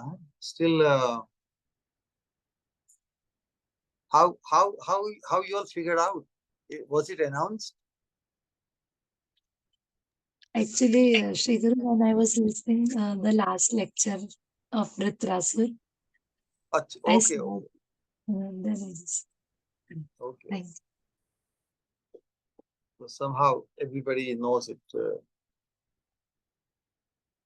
Hare All Krishna, right. Maharaj Ji. Hare Krishna. Maharaj Ji, I joined late, but when I joined, you were talking about a most blessed person. So, and if we will be, so it might be the same like Pooja Mataji asked, but it is, I wanted to ask, how can I recognize a most blessed person with my like fallen intelligence? Because on material level we always find everyone on same level, so what is the identity, what are It's a special mercy of Krishna, correct? That's why in sadhana bhakti, whatever bhajan or sadhan or practices of sadhana bhakti we perform, before taking shelter of the most blessed person. whatever progress we make, it graduates into attaining or identifying or being able to perceive the most blessed person. The immediate goal of our sadhan bhajan, before taking shelter of the pure devotee, is that. That is a graduation. Then after taking shelter of a pure devotee or the most blessed person who is perceived as such, then ultimate graduation, attaining the supreme abode, attaining the Kainkaryatva of Srimati Radharani. So we must beg to Krishna. And because it is a subjective experience, it is not that somebody perceives someone as the most blessed and everybody has to perceive him or her as most blessed. It has to be a subjective experience. There are many pure devotees, but we honor them, we worship them, we glorify them. But most blessed for us is one who is perceived as most dear. The person we cannot not think of him or her even for a moment. When we perceive someone as most blessed, we want to be with him or her, with that person. We perceive him as our savior, like Jesus. They think there is only one Jesus Christ, correct? But Jesus Christ rescued those who took shelter of him, those who perceived him as most blessed. But if he perceived the previous person as most blessed, but how much we will be able to, how much pure devotional service will be activated in our life? How we will be able to become fully consumed without the direct personal direction of someone? So ours is a parampara of most blessed persons. Most blessed person is available in every generation. We simply have to beg Krishna to allow us to perceive one. That's the process. And one will be left with no doubt. It's not a exercise of intelligence to see and compare this one from the other. No. Most means singular, no? And singular person, that you become so attached to, that it becomes singular. How one becomes singular? When appreciation for someone goes chitta deep, causing our attachment. You identify as if you belonging to him or to that person.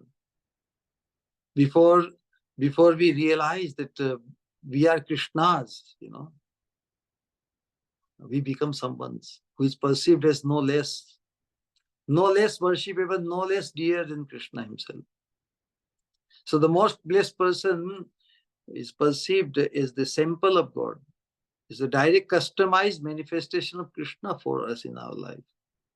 To that level, until that perception is developed, we may not do full justice to ourselves. So pray to Krishna fervently.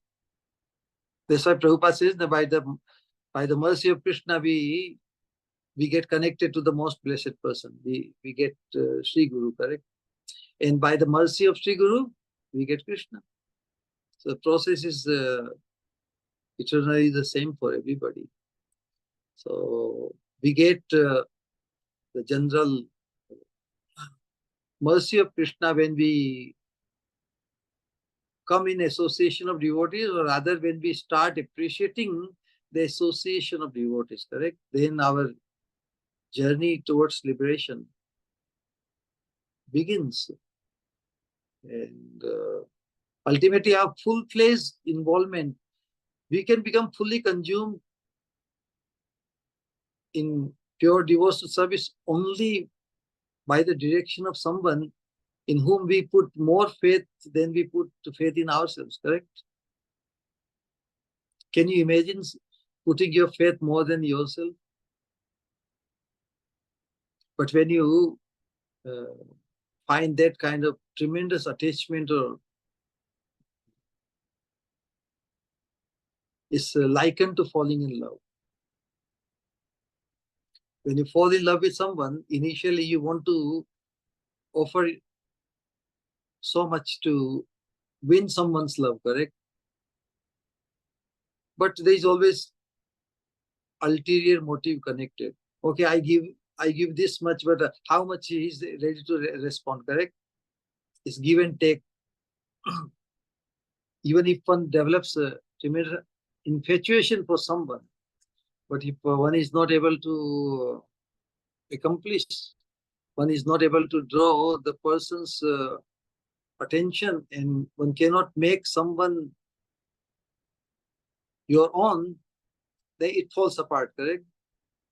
So on the material platform, is the so-called definition of love is based on some give and take. But on a spiritual platform, the most blessed person is perceived that you want to offer yourself completely without any ulterior thing in exchange, because you know that pleasing him is pleasing Krishna. How long we have to wait to be able to first get Krishna and then please him? That's why Krishna has made this arrangement. He blesses us to be able to perceive someone as the most blessed. And by attaching to him, we experience whatever we imagine, how much worship I will offer to Krishna, how much I will love Krishna. But how can you love someone without falling in love with him? You know? And that's why the personal interaction is required. When you meet someone personally, when you associate with him, when you get feel so much benefit, so much instruction, so much insight of what is the perfection of our human potential, then it is possible that yes, that is the missing link since eternity we have been waiting for. So that is strong spiritual connection bond when you feel. And other things become secondary. Other angles we don't, because other angles are from intellectual point of view. But our worship or honor is from intellectual point of view. But most blessedness is from the heart point of view. Attachment is from the heart, correct? Appreciation is from intelligence. So we appreciate others, stalwarts, pure devotees, all of them, we appreciate them as very learned, very pakka, and very wonderful. But attachment comes to one. Attachment is always singular. That's why we call him most blessed. From many point of view, other pure devotees, other devotees can be also very blessed. But we perceive as most blessed the person we become attached to. Correct? Hare Krishna. Beautiful, Maharaj. Hare Krishna. Hare Krishna.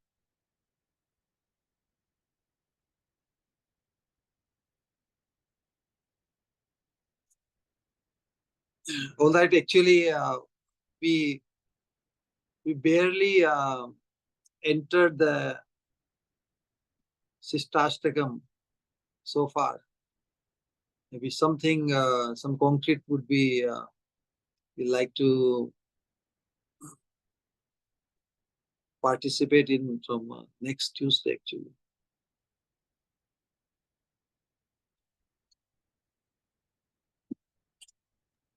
Hare Krishna. Hare Krishna, Shri Guru. Fascinating, Shri Guru. And especially admire the foundation or the essence, the principles which you laid down, which you said, the mood, the attitude in approaching Shishtastakam or approaching Bhagavad culture, or the attitude in our general practice overall of Krishna consciousness, every moment. Also, this appreciation for Srila Prabhupada and the loyalty and fidelity towards Srila Prabhupada and the mood and mission and vision of Srila Prabhupada and being loyal and chaste to Prabhupada's teachings, writings, purports, commentaries, his desire is tremendously inspiring, Shri Guru. Thank you very much, Shri Guru.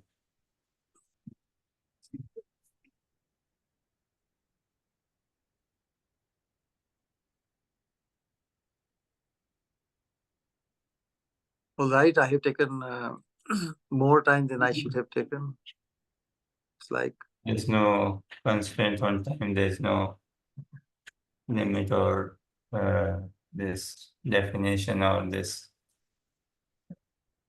starting point. We all wait for it, we all pray for it, but there's no end to it. it was nice that started from 6 p.m. So still it's only 8:15 there, no? So, yeah, but I thought we have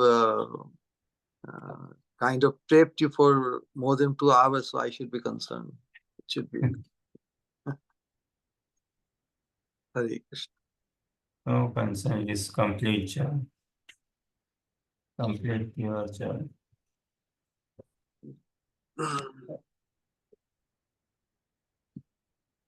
Hare Krishna Maharaj, Dandavat Pranam. Hare Krishna. Maharaj, you are our spotless full moon. You from your Chandrika only, from your soothing rays, our hearts are blossoming every Tuesday. With your Prakrishta Rupa and Sang. You're appearing in front of us Pratyaksh in live form. Maharaj, right from childhood we start with crying. We have rehearsed crying right from childhood till now.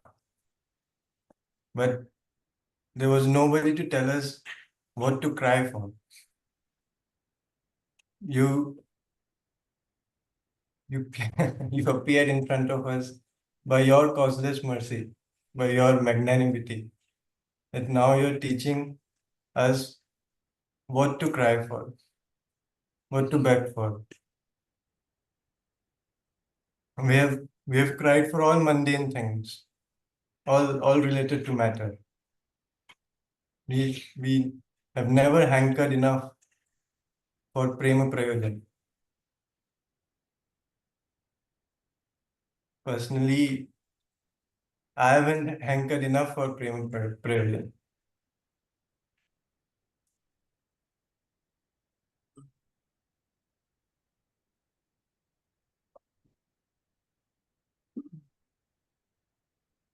Polite, because in the process of trying to do many things and trying to please many persons, correct? Our capacity is limited.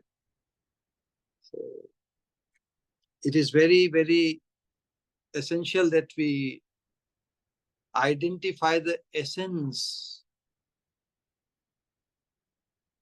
of the unlimited. That's why our focus also has to be close to the essential. Otherwise, we will be lost even in the ocean of the Vedas ocean of information, ocean of knowledge.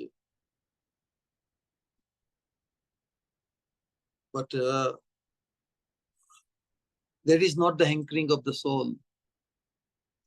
Hankering of the soul is the purest, exclusive love of the divine couple. And that's why, to be able to identify the essence of the whole parampara is vast. Where we stand, we have to self-find ourselves. No? We are lost. We are lost since eternity, not being able to find ourselves, oneself.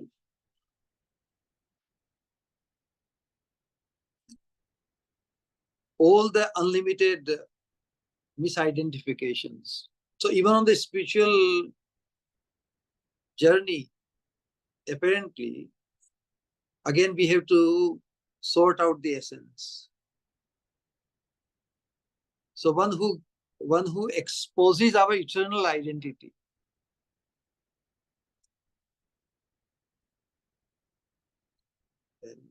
that person becomes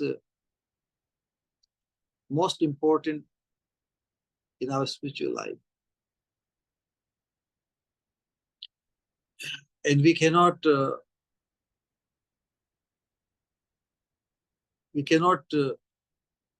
judge him or compare him with anything else. That's why the loving connection to that most blessed person, that is hankered after by a sadhaka. In Guru Vandana it says, na, Sri Guru Charane Rati Aise Uttama Gati. How many times, how many years, if one sings this, is singing or having this information sufficient without realizing it?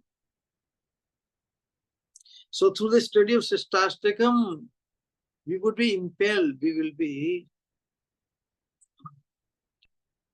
it will revolutionize our spiritual endeavor. Whether we are accomplishing the essential requirement,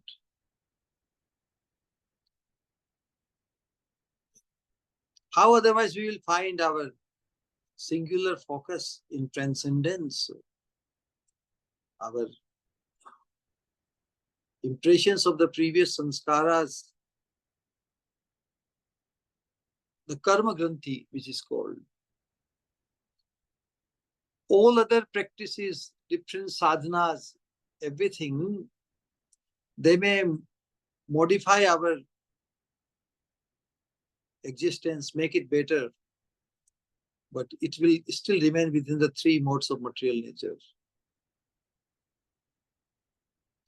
Our loving bond with the most blessed person alone will cause us to become completely uprooting our granthi, karma granthi. Ananta janmo ki karma granthi can be uprooted in this one lifetime.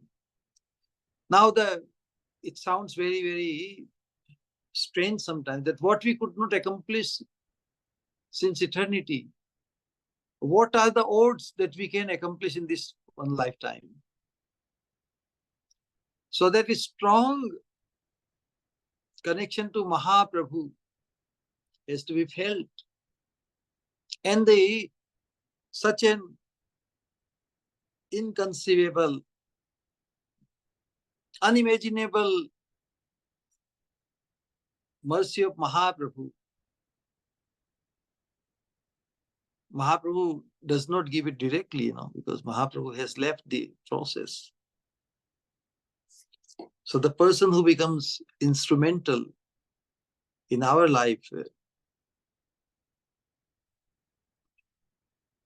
to allow us to perceive that unlimited mercy of Mahaprabhu. Nimitta, one who becomes instrument, is he not valued same as God's mercy? So that's why Krishna comes in a life of sadhaka. Because that is how Krishna introduces himself. And Krishna accepts us through him. Diksha kale bhakta kare atma samarpan. Sei kale Krishna tare kare atma samsaho. When one becomes accepted by the spiritual master on this path, one feels actually, one realizes that what it would be like being accepted by Krishna in his fold, So that perception is a prerogative of every human sadhaka. So we should not make this concept of the most blessed person ordinary or casual. No. We must grow in our sadhana before we take the shelter of the spiritual master. We must grow in our appreciation onto the absolute platform. Because familiarity sometimes can build contempt. Sannikarshohi martyanam anadarana karanam. It may cause the familiarity with the most blessed on theory basis. We can consider that yes, my spiritual master is the most blessed person for me. But that perception will not be realized until we come to on the level of asakti. At the level of asakti, the object of our attachment, we won't be able to see any faults in any imperfections in the person. Just as when we love someone, everything about him or her appears very good, correct? Wonderful. And that's why we must grow in our appreciation. And what we have gained from, how much gratitude we develop for him, towards him. Feeling grateful about what we have been exposed by his instrumentation. So there is no limit to his glory. So we should not consider his status from material or intellectual point of view, trying to compare him with anyone else. The person whom I perceive as most blessed is the most dear to me. He's no less blessed than any previous Prabhupadas. My spiritual master, I served as my Prabhupada. If I ever think of comparing him from one Prabhupada to another Prabhupada, no, they are all lineage of most blessed Prabhupadas. So one must identify a Prabhupada in one's life, in personal level, to attain the perfection of our human potential. However greatly we benefit from our previous Prabhupadas, the mercy would still be indirect. Who will cause our becoming fully consumed in the service of Guru Gauranga without personal directions? So which person we can trust to become directed more than ourselves, more than oneself? So when you perceive that you can trust someone's judgment, someone's direction more than yourself, then you have identified the most blessed person in you. All right? Unconditionally. Hare Krishna, Krishna Krishna Krishna. Krishna, Hare Hare, Hare Rama, Rama Rama, Hare Hare. Yes? Pranam Shri Guru. Hare Krishna. Sorry, a little late, but No, it's not once late for me. but the ending. I want to say something. Can I? All right. Every word is very little, but so Sikshastakam. It's really from the very first beginning, which I heard from you, is Sikshastakam. Just a glimpse, and then it attracts me so much that I always wish to hear it more and more and more. The real Siksha, which uh, which is hidden in their Sikshastakam, like fragrance of Mahaprabhu, is just spreaded by you so beautifully, and I can't say in words. You always say that Sikshastakam is the most wonderful thing for our contemplation because Mahaprabhu has given within in these 8 slokas everything in the form of sadhana bhakti, bhav bhakti, or prema bhakti. But yes, he has given everything in these 8 slokas, but you gave the real direction how the each slokas, how we can live the each slokas in our life, how we can live it with feeling. Because ocean, as you say, always the ocean of knowledge is not sufficient. Ocean of knowledge become futile without feeling. Love, our incapacitedness, or hankering, crying, which only can attract Lord. To say that He is the only one.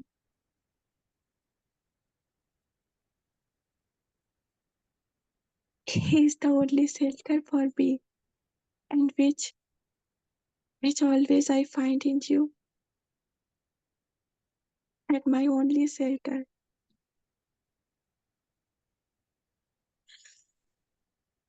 Lord has come in the form of you.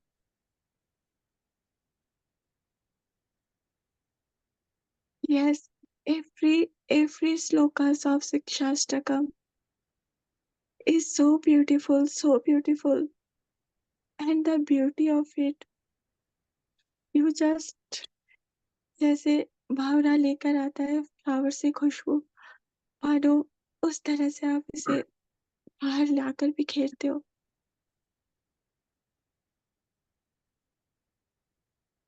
Yes, chanting is recommended to cleanse the mirror of our heart, so that we can see the real beauty of Lord, our relationship with Lord.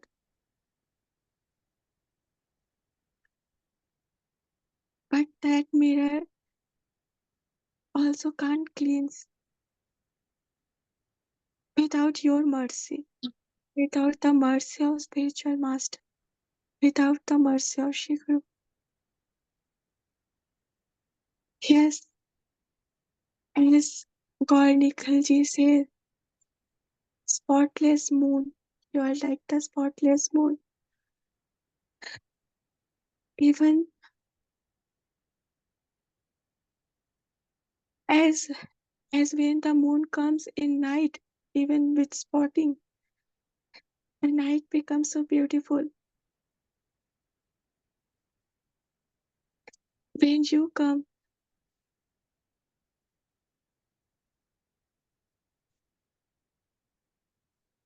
the glimpse, everything becomes so enlightened. Yes, it's a mystery, really, that how we can please our spiritual master, because there's no end.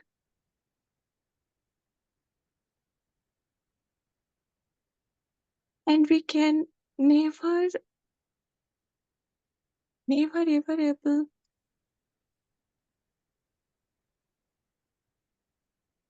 to give anything to him.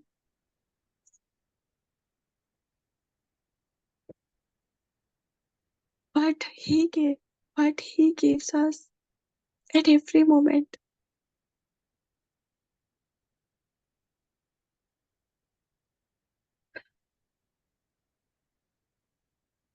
I find myself incapacitated to tell anything. So thank you so much for everything. So yeah, thank you is not sufficient, but thank you. Pranam. Hare Krishna.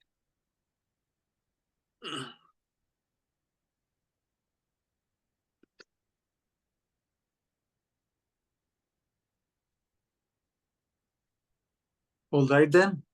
We will utter Hare Krishna Mahamantra in 3 times. Hare Krishna, Pranam Shri Guru. Hare Krishna. Hare Krishna. Shri Guru Mukha Padma Vakya, Chittate Koribo Vakya. Beautifully, Shri Guru, how you explained and glorified spiritual master and connected this verse, the first verse of Shikshastakam, that to Shri Guru, how by association of Shri Guru we can purify ourselves and how we can purify our consciousness to move towards this ultimate goal, Shri Guru. I have a question, Shri Guru. Sometimes we can on a mental platform perceive someone as a pure devotee, as the most blessed. But how can we perceive them from our heart? We can understand, yes, they are the most blessed. But how do we continue on this path and fall in love with them completely? As we have explained many times, dedication leads to devotion, correct? So we begin with dedication. That is sadhana bhakti, So if you remain dedicated unconditionally under the direction of the person whom you perceive as most blessed,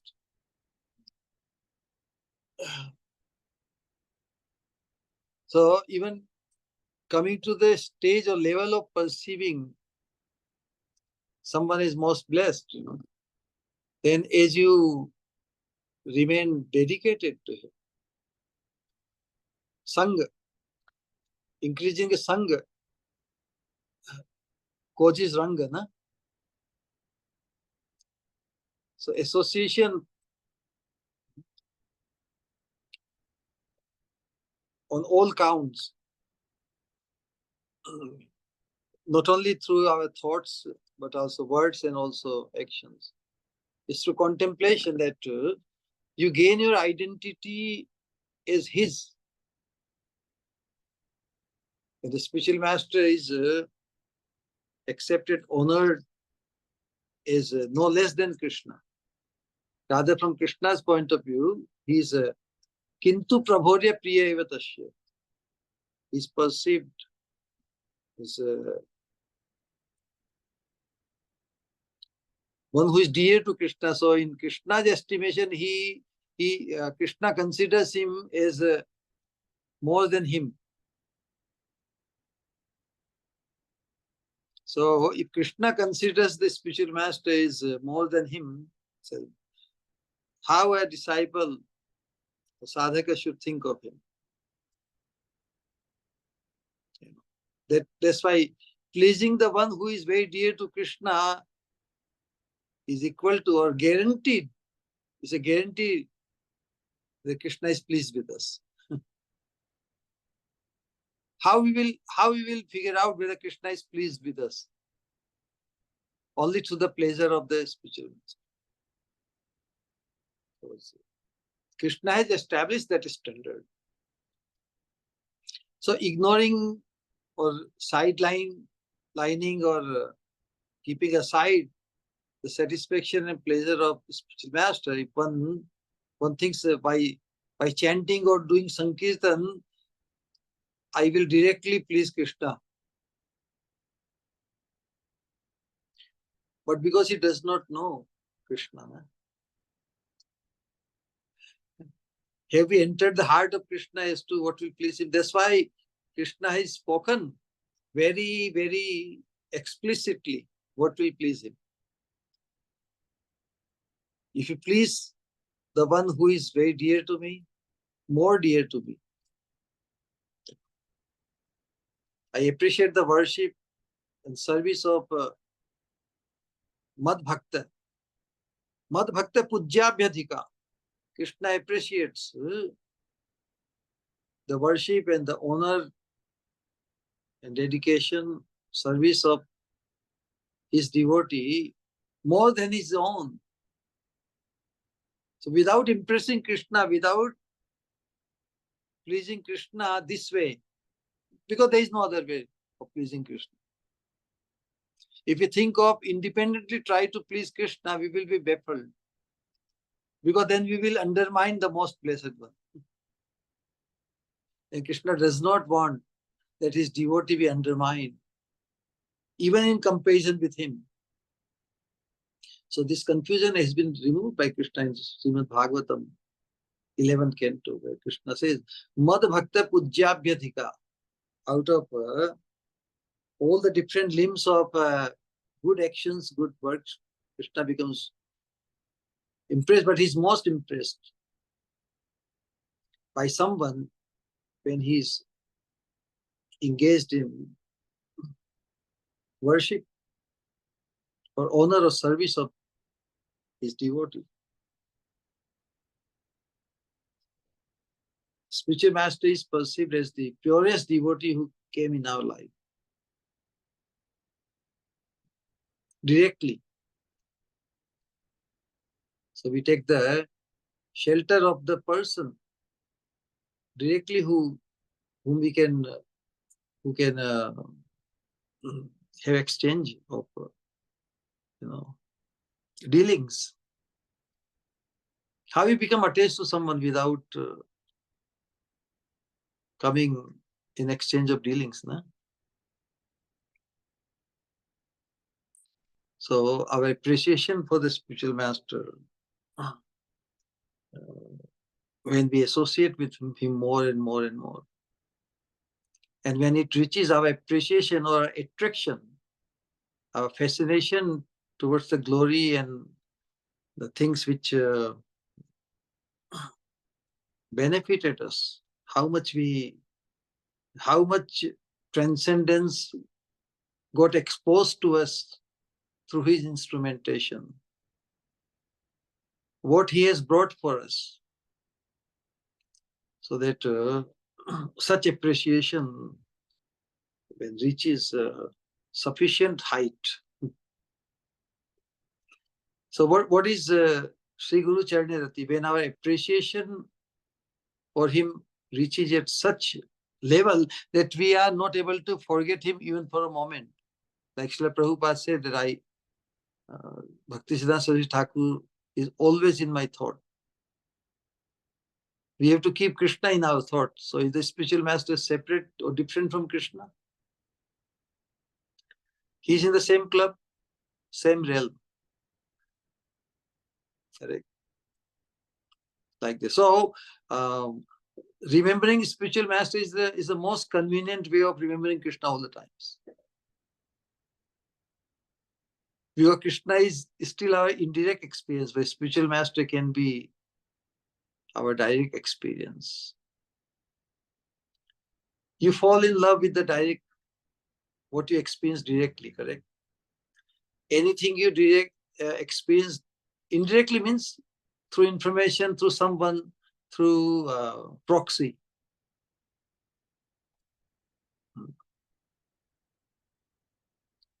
You develop attachment, tremendous attachment, incessant attachment only for the thing you are in. You have got direct touch or attainable. How can you develop attachment or deep attachment or love for something which is a distant thing or not available, you know? It's like if the thing or the object is impermanent or not available, rather, not impermanent, even unavailable. So the spiritual master became available for us. That's why our attachment for him can grow to the level of attachment. Our attraction for him can grow to the level of attachment. All right?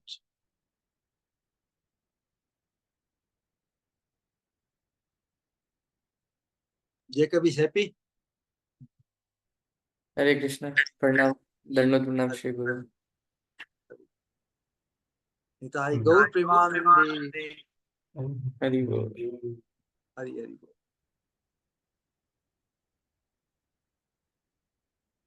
Hare Krishna, Krishna Krishna, Hare Krishna Hare Hare. Hare Hare Ram, Ram, Hare Hare Ram, Ram, Rama Ram Hare Rama Hare. Rama Hare Hare Krishna, Hare Krishna, Hare Krishna Krishna, Krishna, Krishna Hare Hare Hare.